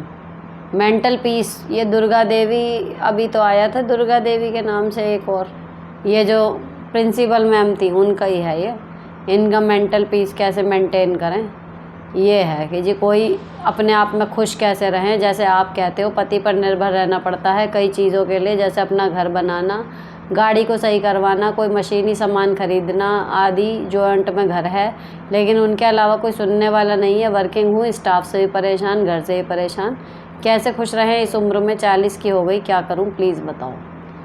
देखो जी, अपना घर बनाना, गाड़ी को सही करवाना, कोई मशीनी सामान खरीदना, है ना, मशीनी सामान खरीदना कोई रॉकेट साइंस नहीं है, आराम से आप ले सकती हो। पहली चीज़, गाड़ी को सही करवाना, अगर गाड़ी आपको चलानी आती है तो सही भी करवा लोगी, अगर आपको चलानी नहीं आती है ना, तो फिर सही भी करवाने के लिए क्या ही ज़रूरत पड़ी है आपको, तो फिर भी ऑटो में या उसमें ही जाना है। रही बात इसकी कि अगर आपको गाड़ी खुद अपनी स्कूटी वगैरह मतलब चला के ले जाते हो कुछ है, तो उसमें सही कराने में क्या है? अगर लोकल मिस्त्रियों पर भरोसा नहीं है, कंपनी में भेज दो, वहाँ से ठीक हो जाएगी गाड़ी, ठीक है। अब रही बात अपना घर बनाना, तो घर अकेला तो बन नहीं रहा, जिस घर में रह रहे हो फ़िलहाल रहते रहो जब तक नहीं सपोर्ट हो रहा। लेकिन जो स्थिति है ना, यहाँ पर भी परेशान हो, स्कूल में भी और घर पे भी परेशान हो, तो सारी चीज़ें एक साथ नहीं संभलेंगी। धीरे धीरे एक एक करके पॉइंट सुधारो, थोड़ा सा रिएक्शन देना कम करो, हर चीज़ को हाइपर लेना बंद करो, ठीक है ना। कुछ चीज़ों को सुन के अनसुना करना सीख लो। ये छोटी छोटी सी चीज़ें हैं लेकिन इनको सीखने में ज़िंदगी निकल जाती है। चीज़ों को सुन के अनसुना करना छोटी सी बात है, लेकिन जिसने सीख ली भाई साहब, उसकी आधी से ज़्यादा तो टेंशन होती ही नहीं उसे, तो उसके से तो औरों को टेंशन हो जाती है कि इसको तो फ़र्क ही नहीं पड़ रहा, है ना। तो आप अपना जी लगा के स्कूल में ज़्यादातर काम अपना खुद करो, ठीक है। और जो वो इंसल्ट करे, कभी उसका जवाब मुंह तोड़ दे दिया, कभी इग्नोर कर दिया, ना सारे इग्नोर करो ना सारों के जवाब दो। कोल्ड वॉर सी नहीं चलती, उस तरीके से हैंडल करो, थोड़ा सा वो भी संभलेगा, थोड़ा सा आपको भी ये फ्रस्ट्रेशन ख़त्म हो जाएगी कि मैं कुछ कह नहीं रही। रही बात घर की, 4 काम है, अगर 4 में से 2 या 3 आप कर सकती हो, पैसे दे के करवा लो, एक छूट रहा है फिर छोड़ दो। जब सब कुछ परफेक्ट अपने हिसाब से ना हो तो जो हो सकता है वो कर लो। सिंपल ये होता है मेंटल पीस मेंटेन करने का फॉर्मूला।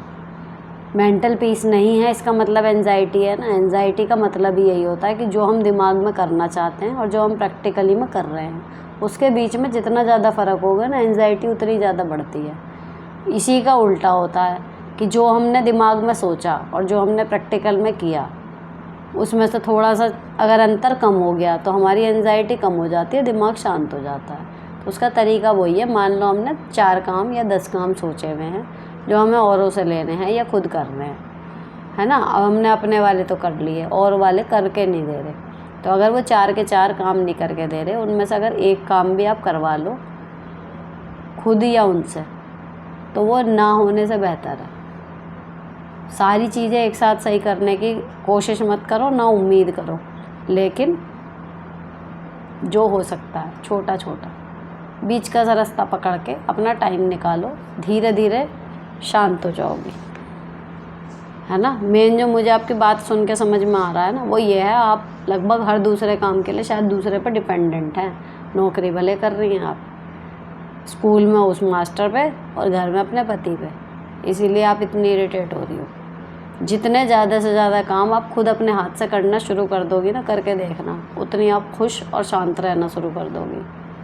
दी कंजूस पति को कैसे डील करें? हर चीज़ में कंजूसी, मेडिकल में, सब्ज़ी कपड़ा बाइंग में एट्सेट्रा। देखो कंजूस 2 तरीके के होते हैं जो मैंने देखे हैं। कहोगे हर चीज़ में डिफरेंट टाइप बता रहे हैं। कंजूस सही में 2 तरीके के होते हैं। एक तो जो सारी चीज़ों में कंजूसी कर रहा है ना, और अगर उससे कभी पूछो तूने जीवन में जोड़ा क्या, कुछ मोटा भी उसके पास नहीं निकलता। ऐसा कंजूस तो है बावला, उससे तो कोई फ़ायदा है नहीं। लेकिन एक क्या होता है कंजूस, उसे कह सकते हैं जिसको मैं देख रही हूँ एक को, कि मतलब मान लो बाहर से कोई चीज़ 50 रुपए की आएगी, है ना, 5 यूनिट, और वो चीज़ घर में 50 रुपए की बन रही है लेकिन 5 यूनिट की जगह बन रही है 10 या 15 यूनिट, तो वो घर में बनाएंगे। बाहर जाके कोल्ड ड्रिंक नहीं पियेंगे, घर से नींबू पानी का सिरप बना के ले जाएंगे, बर्फ़ डाल के ले जाएंगे, यानी कि पी चिल्ड पे रहे हैं लेकिन वहाँ के पैसे कोल्ड ड्रिंक के बचा लिए, घर से बना के ले जाएंगे। तो एक कंजूस वो होता है कि जो पैसे बचाता है हर जगह से, पर जो उसे खाना पीना है पहनना ओढ़ना है उसमें बहुत ज़्यादा कोताही नहीं करता, है ना। फिर अगर उसने जो अभी वो पैसे बचाए हैं, बात वो आती है कि उनका क्या हो रहा है, डिपेंड करता है सारी राड इस पे, है ना। जैसे कभी मैं शुरू में मैंने इसी कमरे में एक बार बनाया था कि समय बचाओ समय बचाओ। वो जापान में स्वामी विवेकानंद जी की कहानी थी कि जापानी उन्हें अपनी ट्रेन दिखा रहे हैं कि अब इस ट्रेन से हम 4 मिनट पहले पहुंचेंगे, इसकी गति तेज़ है। तो उन्होंने सीधे पूछा था कि इस 4 मिनट का बचा के फिर आप क्या सदुपयोग करते हैं, तो कुछ जवाब नहीं था। तो अगर हम उन 4 मिनट का कुछ यूज़ ही नहीं कर रहे, तो जहाँ हमें घर मान लो 1 बजे पहुँचना था, हम 12:56 पर पहुँच गए, तो क्या ही उखाड़ लिया उन 4 मिनट में। बात वो है जो वो मिनट और सेकंड कहीं पे काउंट हो रहे हो वहाँ है ना। तो यही चीज़ पैसों में है कि हमने मान लो पैसे बचाए बचाए बचाए, अगर तो उन पैसों का हमने कुछ ऐसा बना दिया अपने बच्चों के लिए, अपने फ्यूचर के लिए कोई मोटी चीज़ क्रिएट कर दी, तो देखो वो कंजूसी होती है जायज़। तो पति कर रहे हैं, आपको भी एडजस्ट करना चाहिए। लेकिन अगर पिछले कई साल बीत गए हैं और उनका पास कुछ जुड़ा हुआ दिख भी नहीं रहा, ना कोई प्लॉट लिया है, ना कोई सोने का जेवर बना है। हाँ जी, तो लाइट चली गई थी। बात यह है कंजूसी की जो मैं कह रही थी कि अगर कंजूसी करके कुछ बड़ा जोड़ देते हैं तो कोई बात नहीं, अगर कुछ जुड़ भी नहीं रहा और कंजूसी कर रहे हैं तो वो इरिटेट होने वाली बात है। लेकिन फिर भी आप कह ही सकती हो, उससे ज़्यादा कुछ नहीं कर सकती। कर आप ये सकती हो कि भाई खुद भी कमाना शुरू कर दो, जो करके भी आपको पैसे कमा सकती हो, अपने पैसे फिर खर्च कर लिया करना। लेकिन कंजूसी एक गुण है जो किसी के कहने से छूटता नहीं है। नेक्स्ट, हेलो मैम कैसे हो आप? मैं आपकी 2 साल से वीडियो देख रही हूँ। मेरी प्रॉब्लम ये है कि मेरी जेठ की लड़की मेरे पास रहती है, मेरे जेठ नहीं है, जेठानी से मेरी लड़ाई हुई है, इस वजह से मैं उससे बात नहीं करती। मैं उस लड़की को अपने साथ नहीं रखना चाहती। मेरे हस्बैंड कहते हैं वह तो यहीं रहेगी, मैं मेंटली डिस्टर्ब हूँ, क्या करूँ प्लीज़। अगर तो वो बच्ची यहाँ पे इस वजह से रह रही है कि अच्छी परवरिश या पैसे की परेशानी की वजह से रह रही है, तो देखो फिर तो आपके हस्बैंड अपना धर्म निभा रहे हैं और आपको अपने पत्नी धर्म के नाते उस लड़की को रख लेना चाहिए, है ना। लेकिन कायदे में तो आपकी जेठानी, और जब आपकी बोलचाल नहीं है तो आपकी जेठानी को खुद ही स्टैंड लेना चाहिए कि भाई मेरी बच्ची मेरे पास रहेगी, अगर पैसे की हेल्प चाहिए तो उसके पैसे वहाँ पे पहुँच जाएं। वो क्यों नहीं कर रही ये मुझे नहीं समझ में आया। जिस औरत से मेरी बातचीत नहीं है मैं अपना बच्चा उसे क्यों दूंगी रखने के लिए, है ना। तो लेकिन अगर आपके पति केवल उस बात की वजह से कि धर्म निभा रहे हैं अपने भाई होने का, तो आपको कहीं ना कहीं उनका साथ देना चाहिए। एक बार उनसे बैठ के तसल्ली से बात कर सकते हो कि भाई जेठानी से मेरी बात नहीं है, कुछ नहीं है। और कहीं ना कहीं अगर उसकी लड़की में भी वही वाइब्स हैं जो जेठानी में है, तो आप उनको एज अ पत्नी समझा सकते हो कि समझो मेरे साथ कि मुझे परेशानी होती है उसके रहने से, आपको खर्चा उठाना है, आप पैसे दे दिया करो उसके वहाँ पे, लेकिन लड़की को यहाँ मत रखो। एक्चुअल में जो प्रॉब्लम आपको उस लड़की से है वो डिस्कस करो, केवल ये नहीं कि उसकी माँ से आपकी बातचीत नहीं है। अगर उस लड़की से आपको कोई परेशानी है वो बताओ, तो शायद वो कन्विंस हो जाए। नेक्स्ट मैम, मैं 34 ईयर की हूँ, मुझे थायराइड की दिक्कत है। 4 सालों से मैं डेली टैबलेट खा रही हूँ थायराइड की, और मैं हाउसवाइफ हूँ। पर अब दिक्कत ये है कि मेरे पैरों में सुबह शाम काम करती हूँ बहुत तेज़ दर्द होता है, कभी कभी तो खड़ा नहीं रहा जाता बिल्कुल भी, और शरीर पूरी तरह से थक जाता है, जैसे कि कुछ ना करूँ। काम भी ज़रूरी करना होता है तो कैसे हैंडल करूँ। भीड़ वाली जगह से मुझे बहुत तेज़ घबराहट होती है, ऐसा मन करता है जैसे कहीं एकांत में भाग जाऊं, पर उस टाइम पॉसिबल नहीं हो पाता। सब मुझे ही डांटने लग जाते हैं कि सभी के साथ एंजॉय नहीं करती। बहुत टेंशन होती है इस उम्र में, ये हाल है तो आगे क्या होगा, प्लीज़ कोई सजेशन दो। थायराइड की तो भाई दवाई तो चलती ही है। अब आप टैबलेट खा रहे हो लेकिन फिर भी अगर ऊपर नीचे हो रहा है तो दोबारा से एक बार चेक करा लो। कई बार पता है क्या होता है, थायराइड मेरी एक फ्रेंड को था तो वो जैसे दवाई खा रही है, दवाई खाते खाते उसका इतना कंट्रोल हो जाता था और फिर बढ़ा हुआ जो थायराइड था ना वो उल्टा कम होने लगता था, और वो खाई जा रही है। ऊपर से वो भी होता था ना, किसी ने बता दिया मेथी खा लो, वो मेथी खा रही है। किसी ने बता दिया कलौंजी चबा लो, वो कलौंजी चबा रही है। तो कहीं ना कहीं वो जो देसी उपाय भी कर लेती थी और साथ में दवाई भी, तो कई बार उसका बढ़ा हुआ थायराइड ज़रूरत से ज़्यादा नीचे चला जाता था। तो थायराइड का थोड़ा सा जितना मुझे आइडिया है वो है कि आपको इस पर नज़र रखनी पड़ती है। ऐसा नहीं है कि बढ़ा हुआ है तो बढ़ा ही रहेगा, घटा हुआ है तो घटा ही रहेगा, ये फ्लक्चुएट होता है, जितना मैंने देखा है 2-3 अपने आसपास के पेशेंट को। तो आप एक बार थायराइड दोबारा चेक करा लो, अगर पैरों में इतनी दिक्कत आ रही है तो। ऐसा ना हो कि आपकी दवाई बदलने की ज़रूरत है और आप खाई जा रही हो इसलिए परेशानी हो रही है, वरना थायराइड की प्रॉब्लम में आप रेगुलर मेडिसिन खा रहे हो तो क्यों दिक्कत इतनी हो रही है। और जो ये भीड़ वाली घबराहट वाली बात है ना, ये अस्थमा की भी प्रॉब्लम हो सकती है आपको, या एंजाइटी की भी दिक्कत हो सकती है आपको। तो एक बार डॉक्टर से अच्छे से चेकअप करा लो। ये फिजिकल प्रॉब्लम लग रही है मुझे जो सुनने में लग रही है, तो आप एक बार चेकअप करा लो, हो सकता है दवाई बदल के दें और आप ठीक हो जाओ। चलो जी, आ गई लाइट। हाँ, तो ये अगला आया है, मुझे शक्की पति से कैसे डील करना है ये बता दो। शक्की पति वाला कई बार आ तो चुका। फ़नी रिएक्शन तो ये है, देखो जो हम पे शक करता हो बाहर जाने से रोक रहा हो, उसको तुम भी पकड़ के बैठ जाओगे, तुम भी बाहर नहीं जाओगे, है ना। और मैं हमेशा कहती हूँ अपने हाव भाव अपने कपड़े। अब ये जो बता रही हैं, ये बता रही हैं कि अपनी बहन को भी उन्होंने बहुत कंट्रोल में रखा, शक करते थे, वो शादी करके चली गई, फिर भाभी पे नज़र रखने लगे कि क्या कर रही है क्या नहीं कर रही, वो अलग हो गई, अब बच्ची पत्नी ये कहाँ जाएगी। तो यानी कि उनकी आदत ही ख़राब है, ठीक है ना। तो आप उनको सुधारने के बजाय अपना जैसे रह रही हो बस अपना ये करो कि अगर उनके अलावा कोई और देखे तो आपको उंगली ना उठा सके, इस तरीके से अपना जीवन जियो। और वो जो गीत गा रहे हैं उन्हें गाने दो। आपको जो करना है, आपको जॉब करनी है, आपको घर में रहना है, आपको बाज़ार जाना है, आपको जो करना है आप ये मान के चलो कि आप कर लो। वो खुश नहीं होगा इंसान, उनको संतुष्ट कर लोगी एक दिन फिर करोगी, इस चक्कर में रहोगी तो अटकी रहोगी।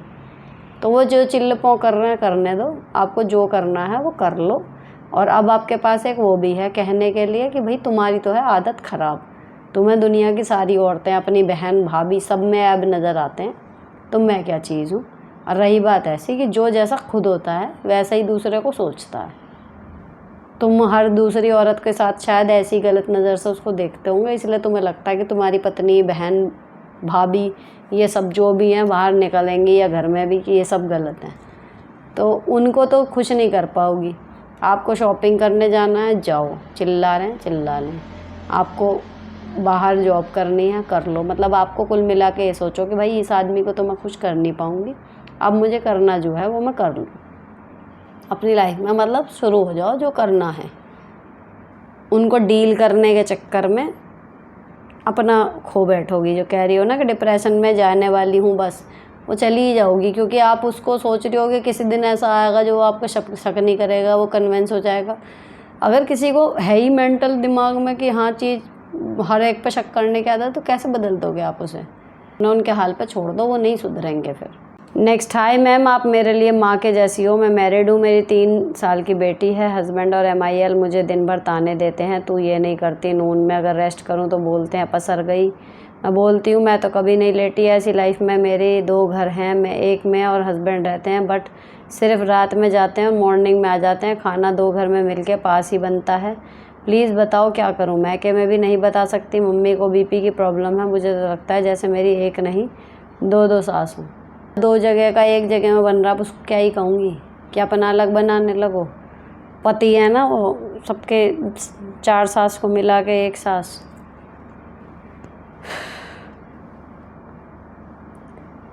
अगर भैया देखो 2 जनों को चलो जैसे चल रहा है चलाते रहो, ठीक है, काम कर लिया।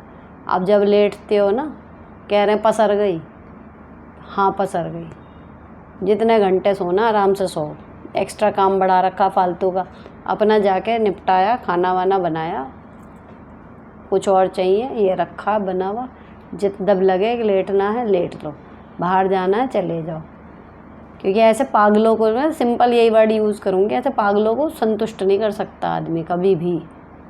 खुद भी ख़त्म हो जाओगे ना तब भी मुंह बने ही रहेंगे।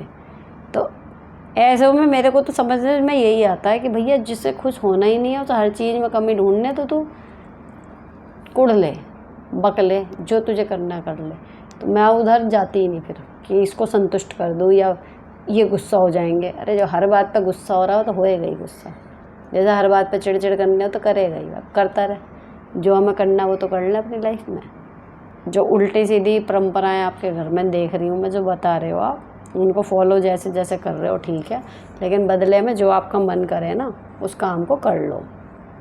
इस चक्कर में मत रहो कि मेरे MIL और ये क्या कहेंगे। अपनी लाइफ जीना शुरू कर दो कुल मिला के ये। हेलो दी, I want an advice to you. I had been 15 year gap of teaching but now I want restart. Can I teach at online work from home and Vedantu app it is real or fake? How can I select in this job? मैंने कभी इस पर click करके नहीं देखा, नाम ही नाम सुना है। कोई भी अपनी फाइनेंशियल डिटेल देने से पहले भाई रिस्क मुझे लगता है किस चीज़ में है। देखो, एक तो किसी फर्जी से लिंक पे क्लिक मत करो, एटलीस्ट उस फ़ोन से मत करो जिससे आपके बैंक अकाउंट की डिटेल जुड़ी हुई हैं, ठीक है। और दूसरा, कोई कहे कि इतने पैसे जमा करने, ये करना वो करना, उस चीज़ में मत घुसो। ये 2 काम में अगर आप रट लो कि मुझे ये नहीं करना, तो भाई क्या ही करेगा कोई? लॉगिन वगैरह करके क्लास का वो देगा, कुछ भी देगा। एक फ्रेश डिवाइस रखनी चाहिए ऐसी चीज़ों के लिए, ताकि अगर कोई गलत लिंक हो भी तो उसमें हमारा बैंक का या कुछ भी पैसे वैसे जो हैं उस पर रिस्क ना हो। समझ रहे हो? तो ट्राई करके देख लो जहाँ पे लगे। ऐसा नहीं है सब फर्जी हैं, कुछ काम के भी होते हैं, तो देख लो एक बार ट्राई करके। बस अपना फ़ोन का ध्यान रखो कि जिस फ़ोन से बैंक अकाउंट जुड़ा हुआ है, जिस नंबर से जो भी है, उस वाले फ़ोन से कभी भी किसी भी अननोन लिंक पर, अननोन क्या आपकी किसी से चैट चल रही है, मान लो प्रमोशन की, नौकरी की, उसने भेजा इस लिंक पे ये करो, मत करो ऐसे, उस डिवाइस से मत करो। तो एक सिंपल अपना 6-7 हज़ार का स्मार्टफोन अलग इस चीज़ के लिए रख लो। अगर इस फील्ड में आप काम ढूंढ रहे हो, उससे क्लिक करो और उसमें कोई भी और डिटेल मत भरो। सिंपल है, तो किसी भी फ्रॉड से आप बचे रहोगे। और वो कुछ भी कहे कि इतने पैसे जमा करने हैं, उनकी बातों में मत आओ। हम पैसे कमाने जा रहे हैं, जमा करने जा रहे हैं, सिंपल सी बात है। और यहाँ नहीं बन रही बात, कहीं और बनेगी, है ना।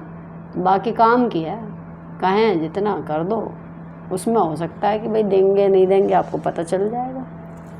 नेक्स्ट, दीदी मेरे हस्बैंड और जेठ ट्विंस हैं। जेठ ने अभी शादी नहीं की, ना शादी करने को मानते हैं, जॉब करते हैं। 2-4 दिन के लिए घर आए थे, घर वाले सारे उन्हें शादी के लिए कहने लगे तो वो माने नहीं और गुस्सा करने लगे। मम्मी के बार बार कहने पर बोले मेरे हस्बैंड के बारे में इसकी करवा दो दोबारा शादी, और वैसे भी उसकी बीवी को तो कोई फ़र्क पड़ना है नहीं।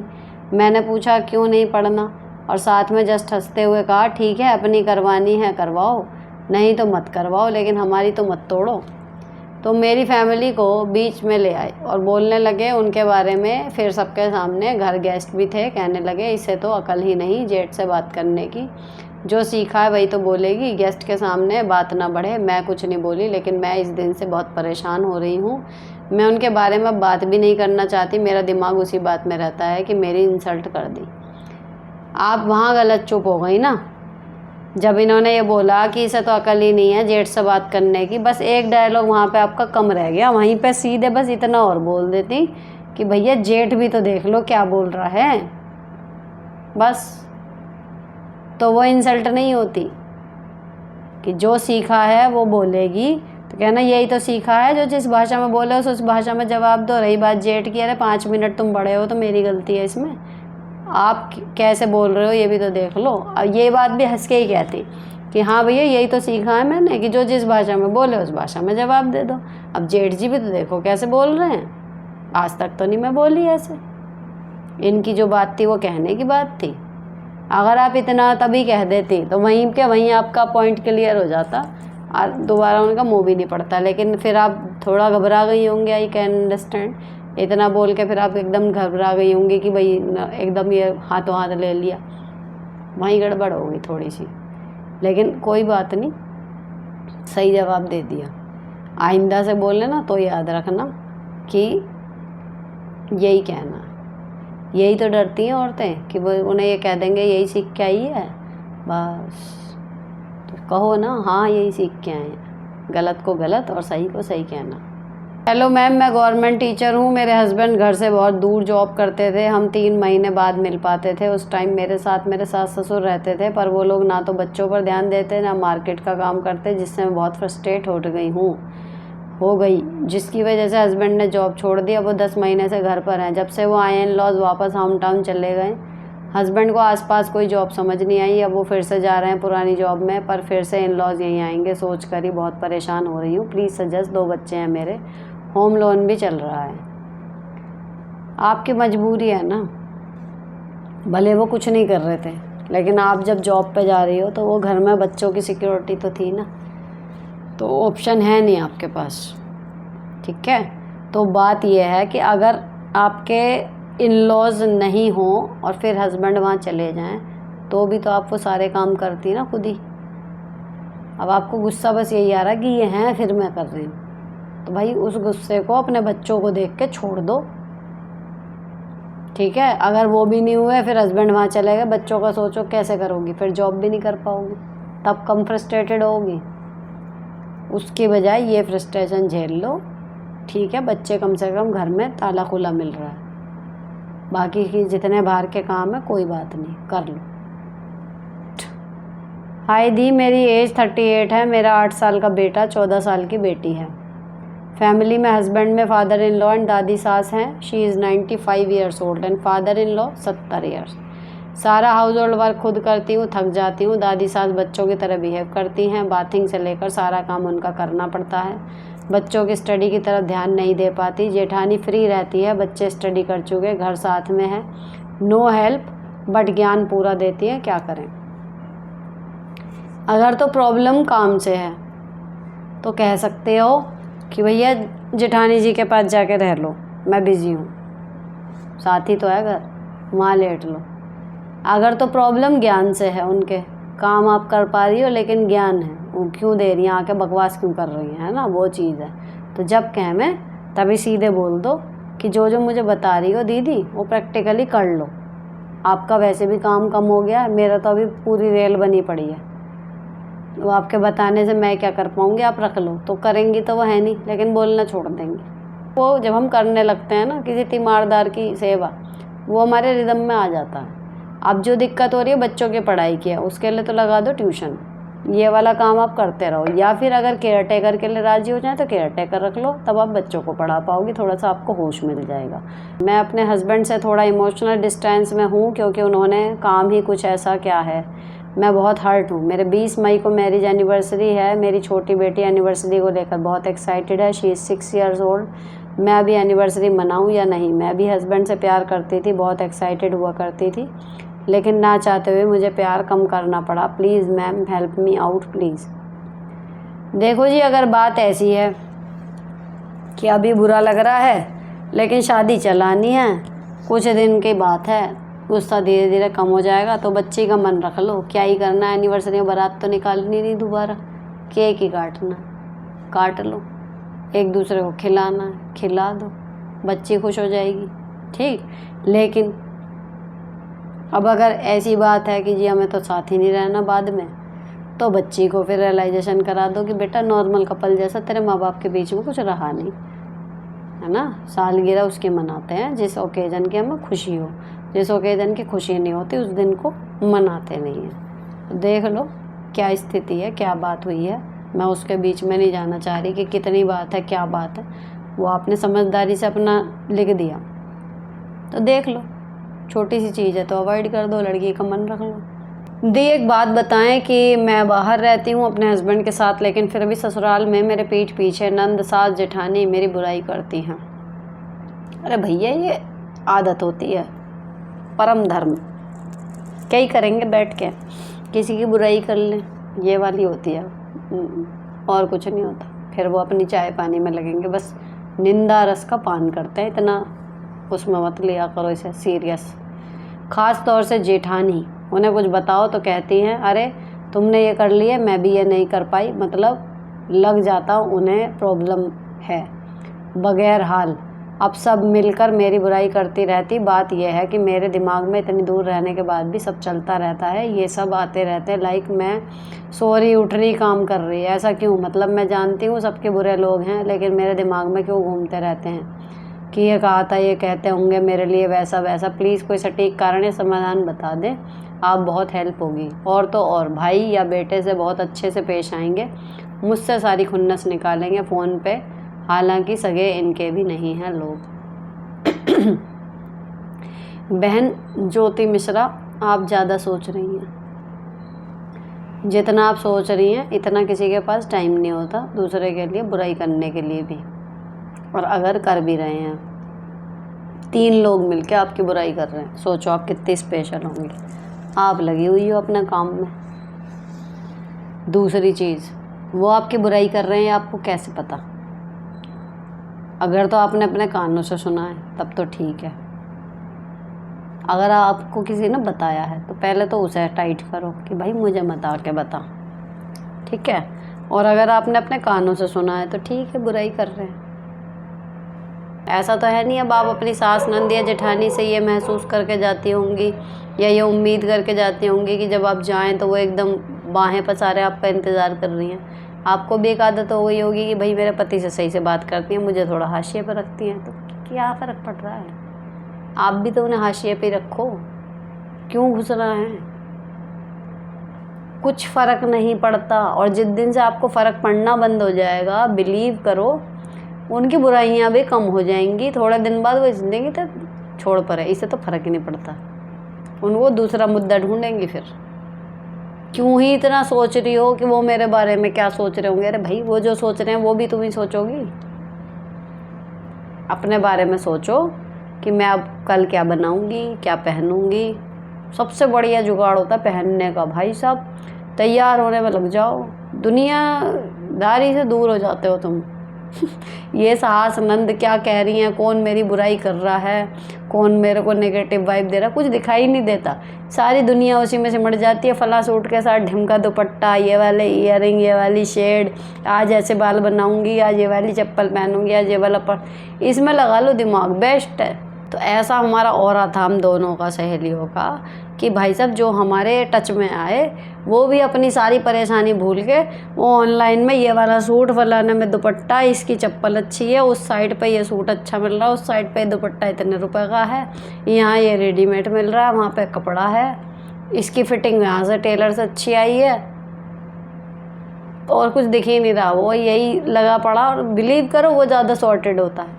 आप व्यस्त रहते हो, मस्त रहते हो, और जो आपकी बुराई कर रहे थे ना, जिनको आप सोच सोच के परेशान हो रहे थे, वो ये सोच सोच के परेशान हो जाते हैं कि कितने पैकेट आ रहे हैं इसके, कितना सजेगी, क्या ही है, इसको तो फ़र्क ही नहीं पड़ रहा। फिर अब मज़ा आता है, बारी अब उनकी होती है किलसने की।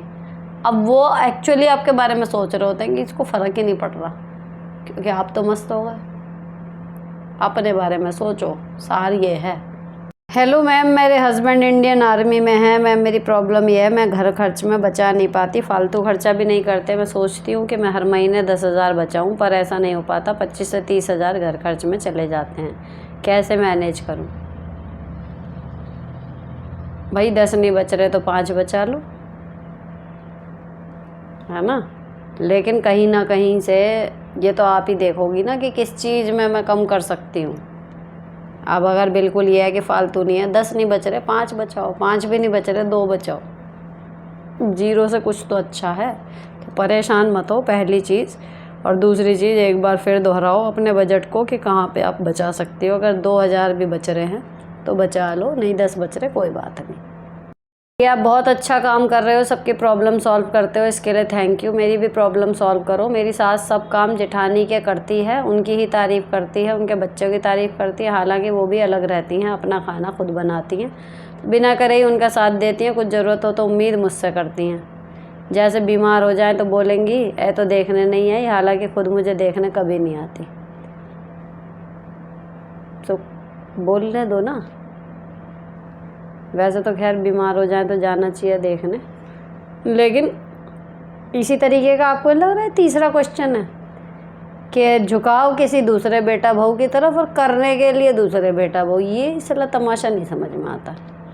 जिनका सारी ज़िंदगी झुकाव करके उनका करा है, करवाओ भी तो उन्हीं से। फिर दूसरे को अगर अलग कर रखा है, नहीं उसको समझ रहे तो फिर मत समझो ना, छोड़ दो ना उसे। करवाने के लिए एक और करने के लिए दूसरा, इसलिए ये सिस्टम नहीं समझ में आता। भाई क्या है ये, नहीं आता, ये नहीं आया अभी तक समझ में मुझे।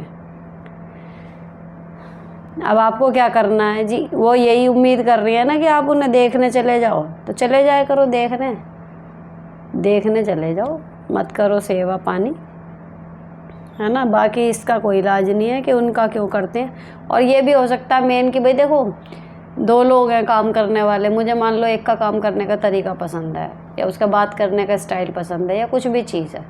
जेठानी ने हो सकता है उसका मन अच्छे से आपकी सास का मोह रखा हो, तो अलग रहने के बाद भी वो उन्हीं की मुरीद हैं और आपके काम उन्हें उनके आगे बेकार लगते हो सकता है ना जेठानी आपसे बेटर हो एक्चुअल में। तो वो तो सासों का काम रहता है डिवाइड एंड रूल, तो वो तो कहेंगी कि भाई वो अच्छी है।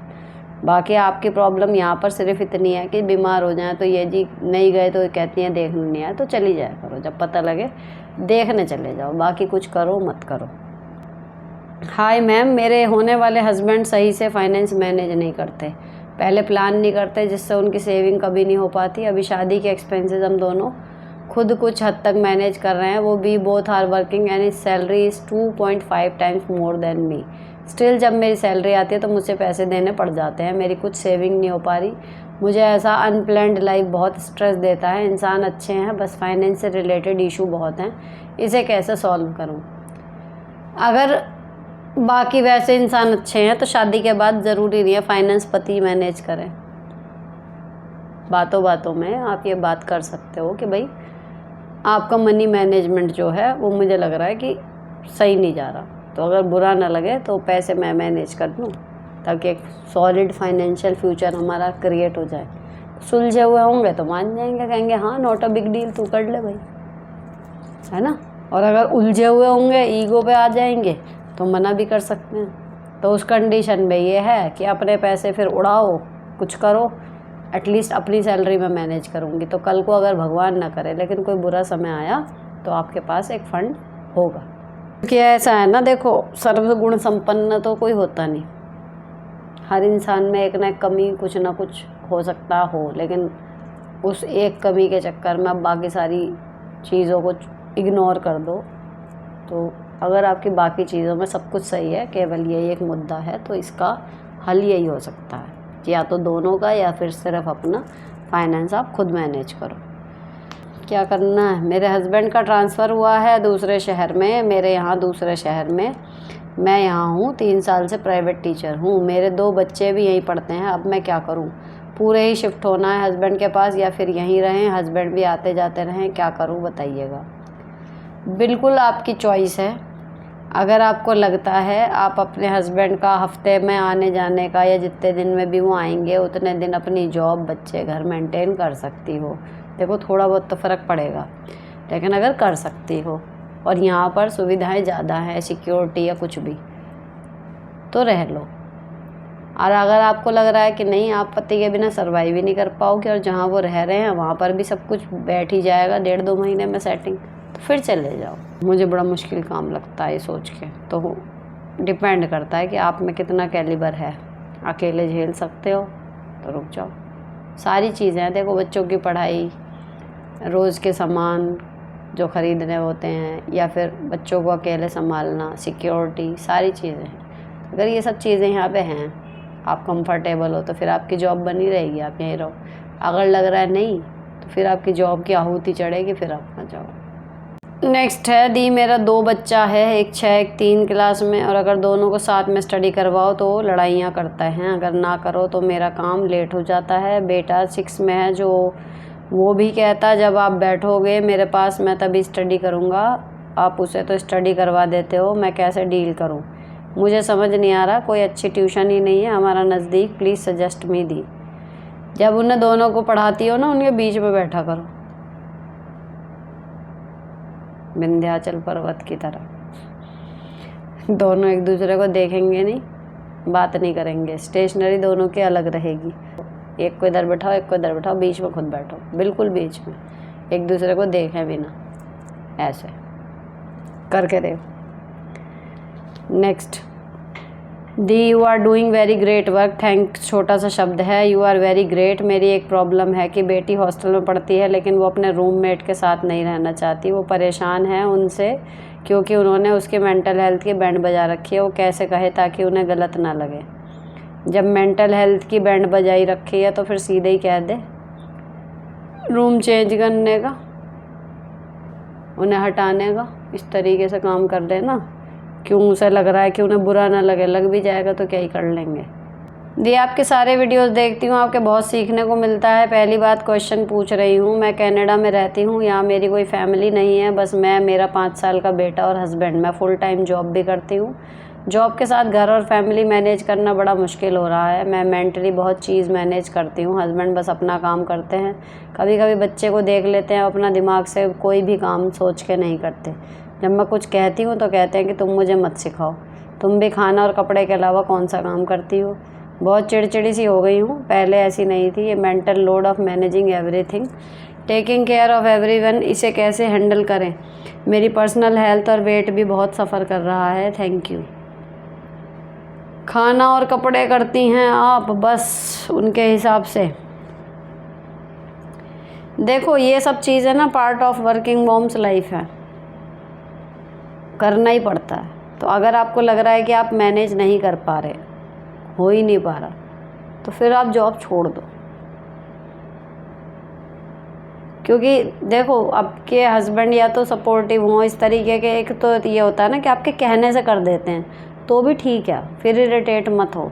बाकी एक औरत जैसे अपने घर का काम करती है, किचन जिस तरीके से मैनेज करती है वैसे आदमी नहीं करेगा, ठीक है? तो अगर वो आपके कहने से भी कर देते हैं तो फिर उनसे कह के करवा लो। अब वो कहेंगे मुझे सिखाओ मत, तो ठीक है, उन्हें उनका काम अपने तरीके से करने दो। अगर उसमें वो कमी रह जाती है थोड़ी बहुत, उसे सुधार लो। या जैसे मान लो उन्होंने अपने कपड़े धोए या कुछ भी करा अपना, उसमें कमी रह गई, वो उन्हें भी तो दिखाई देगी कि ठीक से नहीं हुई। उस चीज़ पे ना उन्हें ज़्यादा टोको मत, ठीक है ना? उनसे कह के काम करवा लो, अगर कह के काम कर रहे हैं तो जैसा भी करें। कुछ तो सहारा लग रहा है थोड़ा बहुत। इरिटेट वो इसीलिए हो रहे हैं कि नौकरी आप करने चल दी लेकिन घर मैनेज हो नहीं रहा। वो अपने हिसाब से बहुत हेल्प करा रहे हैं, मैं आपको बताऊँ, उनको ऐसा लग रहा होगा मैं तो बहुत करा रहा हूँ, इससे मैनेज ही नहीं हो रहा। तो या तो जो जितना वो कर रहे हैं उतने में सब्र रख के बाकी काम अपना करते हुए धीरे धीरे कर लो। परफेक्शन के चक्कर में पड़ो मत, सबसे इम्पोर्टेंट चीज़ ये। इतना करने के बाद अगर जॉब हो जाए तो ठीक, नहीं तो आखिरी ऑप्शन फिर यही होता है कि भाई जॉब छोड़ दो अगर इतनी प्रॉब्लम हो रही है चीज़ों को मैनेज करने में। क्योंकि देखो घर तो मैनेज करना ही पड़ेगा, है ना, ये मेंटेनेंस एक्टिविटी हैं, वो करनी ही पड़ेंगी। यहाँ पे आदमी औरत की बात ही नहीं है। तो देख लो, डिसीजन मतलब लेना पड़ेगा कि होएगा नहीं होएगा। अगर लगातार कई महीने यही लग रहा है कि नहीं हो पा रहा है तो फिर नहीं होएगा, लेट इट बी। नेक्स्ट, मेरा बेटा 8 साल का है, हैंड राइटिंग अच्छी नहीं है, क्या करूँ? उसको साफ़ हैंड राइटिंग मतलब मैं अपने स्टूडेंट्स की जैसे सुधारती हूँ, उसका वो है कि प्रॉपर उसे लाइनों में फंसा के कैसे लिखना है उस पर उसको प्रॉपर ध्यान दिलवाती हूँ। और जब तक वो कर नहीं देता उस काम को उसे रिपीट करना होता है। और दूसरी चीज़ होती है, ये तो हुआ टोकना, है ना, और ये एक हुआ मोटिवेशन कि जब अच्छा होता है तो मैं चमकीला पेन अपने पर्स में रखती हूँ, ग्लिटर वाला, कि स्टार मिलेगा, और वो फिर स्टार काउंट होते हैं। तो उस चक्कर में बच्चा अपनी जान लगा देता है कॉपी साफ़ करने के चक्कर में कि साफ काम करूँगा मैं, है ना। और दूसरी चीज़, जब मैं देखती हूँ कि बच्चा 2, 3, 4 बार स्ट्रगल कर रहा है, अपनी पूरी कोशिश कर रहा है, फिर भी अक्षरों में बात नहीं आ रही, देन आखिरी आता है कि मैं उसको लिख के दिखाती हूँ कि देखो ऐसे बारीक चीज़ें हैं कि जो लाइन है स्ट्रेट वो स्ट्रेट होनी चाहिए, ऊपर की जो लाइन है वो पूरी सीधी होनी चाहिए। इंग्लिश की राइटिंग में कि भाई अक्षर ये लाइन इसीलिए है, इनमें फंसा के लिखना है। अगर उसको बार बार करने से भी समझ में नहीं आ रहा तो फिर वही है कि आप उसको लिख के दिखाओ। जो पहले टाइम में चलता था ना, एक पेज की सुलेख, वो इसीलिए होती थी। अब वो पैटर्न ही ख़त्म हो गया, पता नहीं क्या बेसिर पैर की पढ़ाइयाँ चल रही हैं अब। तो अब बच्चे की राइटिंग सुधारने के लिए कुछ होता ही नहीं। वर्क बुक मिलती हैं प्री क्लासेस में, नर्सरी वर्सरी में, उसके बाद जब वो तीसरी चौथी तक बिगड़ जाती है राइटिंग, उसको कोई सुधारने को देखता ही नहीं। तो अगर आपको इंटरेस्ट है कि भाई मेरे लड़के की राइटिंग सही हो तो उसमें वही है एंड में कि उसके एक एक अक्षर को एक टाइम पे इम्प्रूव करो, सारे एक साथ नहीं होने के। और एग्जैक्टली आपको क्या चाहिए वो उसको लिख के दिखाओ कि देखो ऐसे आप ये वाली लाइन इधर को ले रहे हो, इसे ऐसे नहीं ऐसे बनाना है, एक बार में एक अक्षर, फिर हो जाएगी, एवरेज तो हो ही जाएगी, नहीं मोती जैसे अक्षर जड़ेगा। तो मेरी सास इन पोस्टमार्टम में मेरा और बेबी का ना ध्यान रखा, घर में बिना वजह लड़ाई की। अब मेरे बात करने का मन नहीं होता, वो फैमिली के सामने बेचारा होने का नाटक करती है। Everyone knows the truth about her but still her behaviours bothers me. अब इसे बॉदर को तो एक किनारे रख दो यार। अब उसको कैसे कहोगी कि तुम बोलो मत, तुम झूठ मत बोलो क्योंकि मुझे बुरा लगता है। होएगी वो तो बुक करती रहेगी, जो उसे करना है आपको ही कंट्रोल करना पड़ेगा कि हो गया शुरू तमाशा इनका, या ये यही बोलेगी और फिर वो वही बोलेगी, तो आपको इरिटेशन कम होगी। आपको इरिटेशन क्यों हो रही है? जब आपको पता है कि वो यही बोलेगी या झूठी बोलेगी या यही करेगी। तो जस्ट मेरा तो वो होता था कि हाँ अच्छा ऐसे कुछ एक थे ना, अब यही है, हाँ अपने काम में लगी पड़ी। और ऐसा लगता था बोलने से पहले ही वो डायलॉग पता है कि अब ये बोलने वाली है, सेम वो बोल रहे हैं, तो इरिटेशन कम होती है। लेकिन लिमिट थी कि भाई आधे घंटे या 45 मिनट से ज़्यादा मैं उस इंसान के साथ एक कमरे में छत में नीचे सुन नहीं सकती उसकी बातें। तो मुझे स्विच करना पड़ेगा, या तो मैं टीवी चलाऊँ, या तो मैं गाने बजाऊँ, या तो मैं कुछ और काम के बहाने कमरे से बाहर चली जाऊँ। उससे ज़्यादा मैं बात नहीं कर सकती थी, मतलब बात इन सेंस कि सुन नहीं सकती थी, बस हाँ वही कर रहे हैं। तो वो एक अलग चीज़ है। लेकिन आप अपने आप को ये मेंटेन दिमाग में तो रखो कि ये झूठ ही बोलेगी। ये बॉदरनेस आपको ही कम करनी पड़ेगी। आपको क्या लग रहा है आप बॉदर हो रही हो इसलिए वो किस दिन बंद कर देगी बात करना, छोड़ देगी?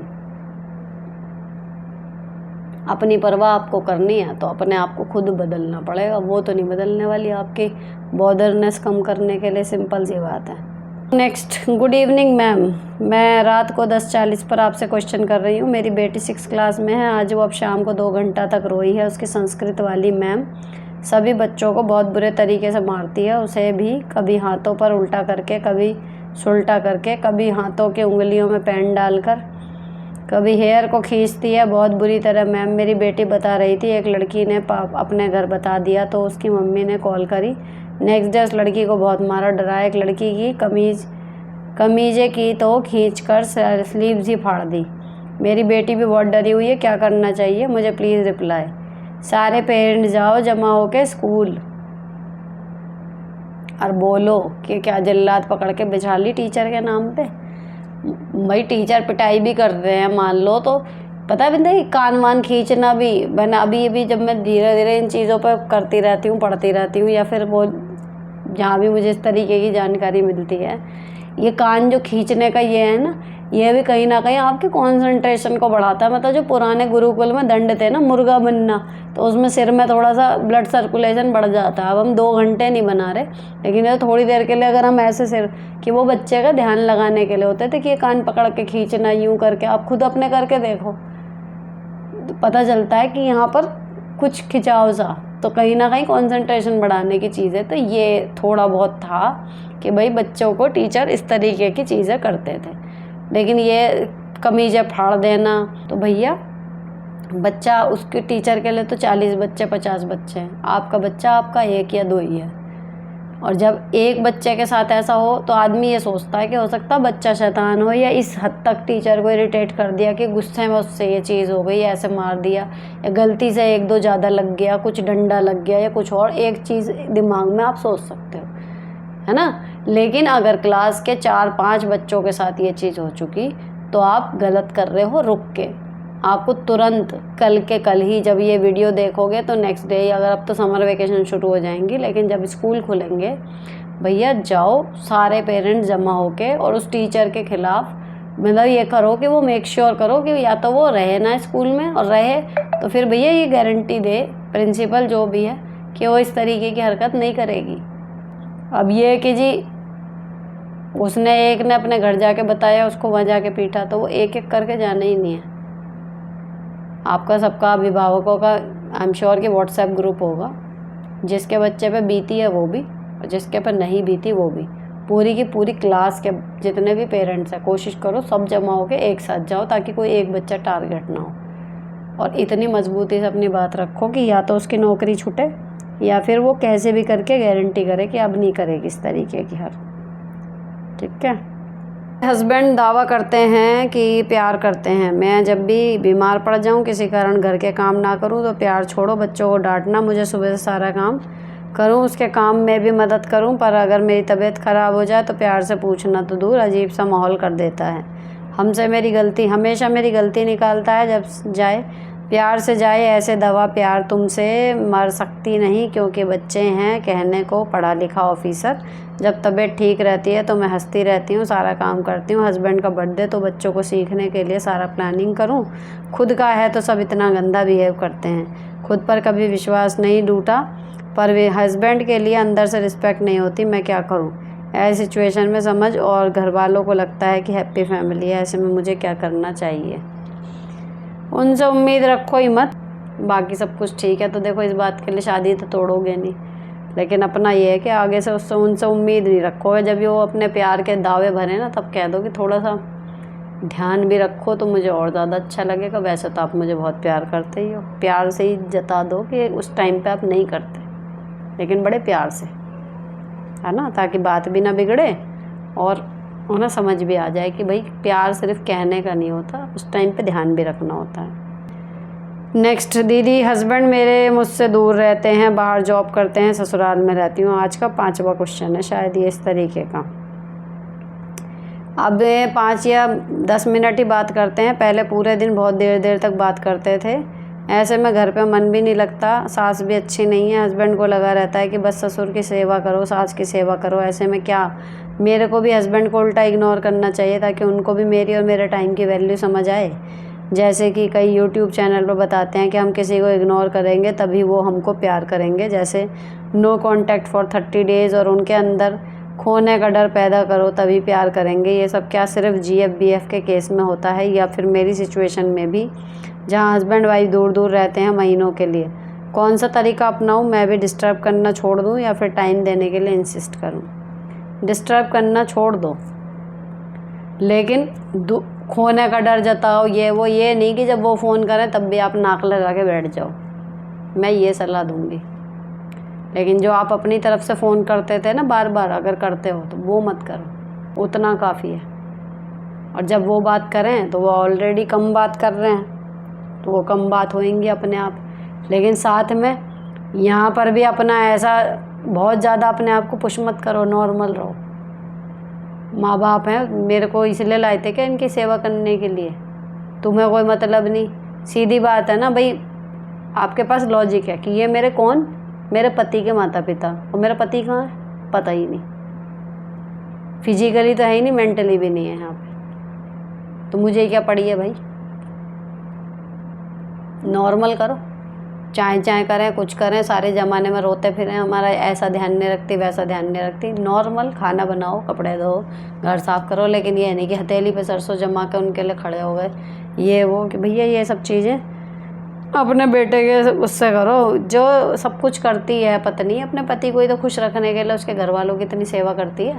अब पति को खुद ही नहीं पड़ी कि पत्नी कहाँ पड़ी है, तो फिर हम ही क्यों मरे जा रहे हैं उनके माँ बापों के लिए कि जी हम बिल्कुल जान निकाल के रख दें। तुम्हें हमारी नहीं पड़ी तो हमें ही तुम्हारी क्या पड़ी है, ये वाली चीज़ है ना। बात करें उतनी कर लो, अपनी तरफ से मत करो। नेक्स्ट, हेलो सुनीता जी, मेरी शादी को 15 साल हो गए हैं, 9 साल की बेटी है, IVF से हुई है। मेरे हस्बैंड सेक्सुअली एबल नहीं है, कभी होंगे भी नहीं, मैं क्या करूं? लापरवाह, खर्चीले और शराबी। अब तक तो सब्र कर लिया, किसी से बात नहीं कर सकती इस बारे में।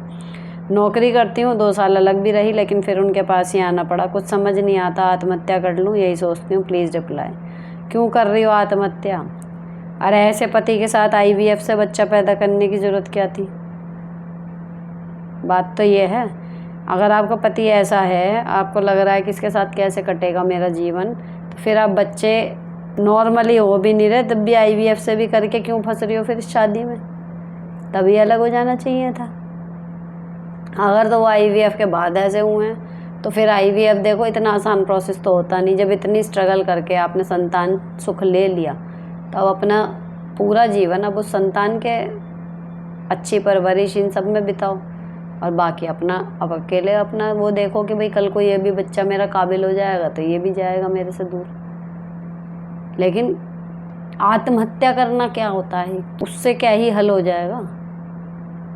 तो इनको अगर छोड़ना था तभी छोड़ते, अब तब नहीं छोड़ा तो अब जो बच्चा जिसको लाई हो, जीवन दिया है जिसको, ज़बरदस्ती कहना, मैं तो IVF वाला यही कहूँगी कि आ नहीं रहा था नॉर्मली आपके जीवन में बच्चा, लेकिन आप ज़बरदस्ती उसको लेके आए।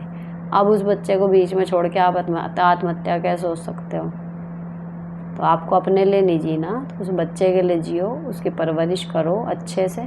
पति आपका पहले भी किसी काम का नहीं था, अब भी किसी काम का नहीं है, दैट्स इट। सब्र कर लो इनकी तरफ से। यहाँ पर यह एपिसोड ख़त्म होता है। अच्छा लगा हो तो चैनल को सब्सक्राइब करना, कोई बात हो आपकी कहने की ज़रूर लिख देना, किसी और के मतलब का लग रहा हो उसको तो शेयर कर देना। मिलती हूँ आपसे नेक्स्ट वीडियो में। Till then bye bye, stay sorted and stay beautiful always.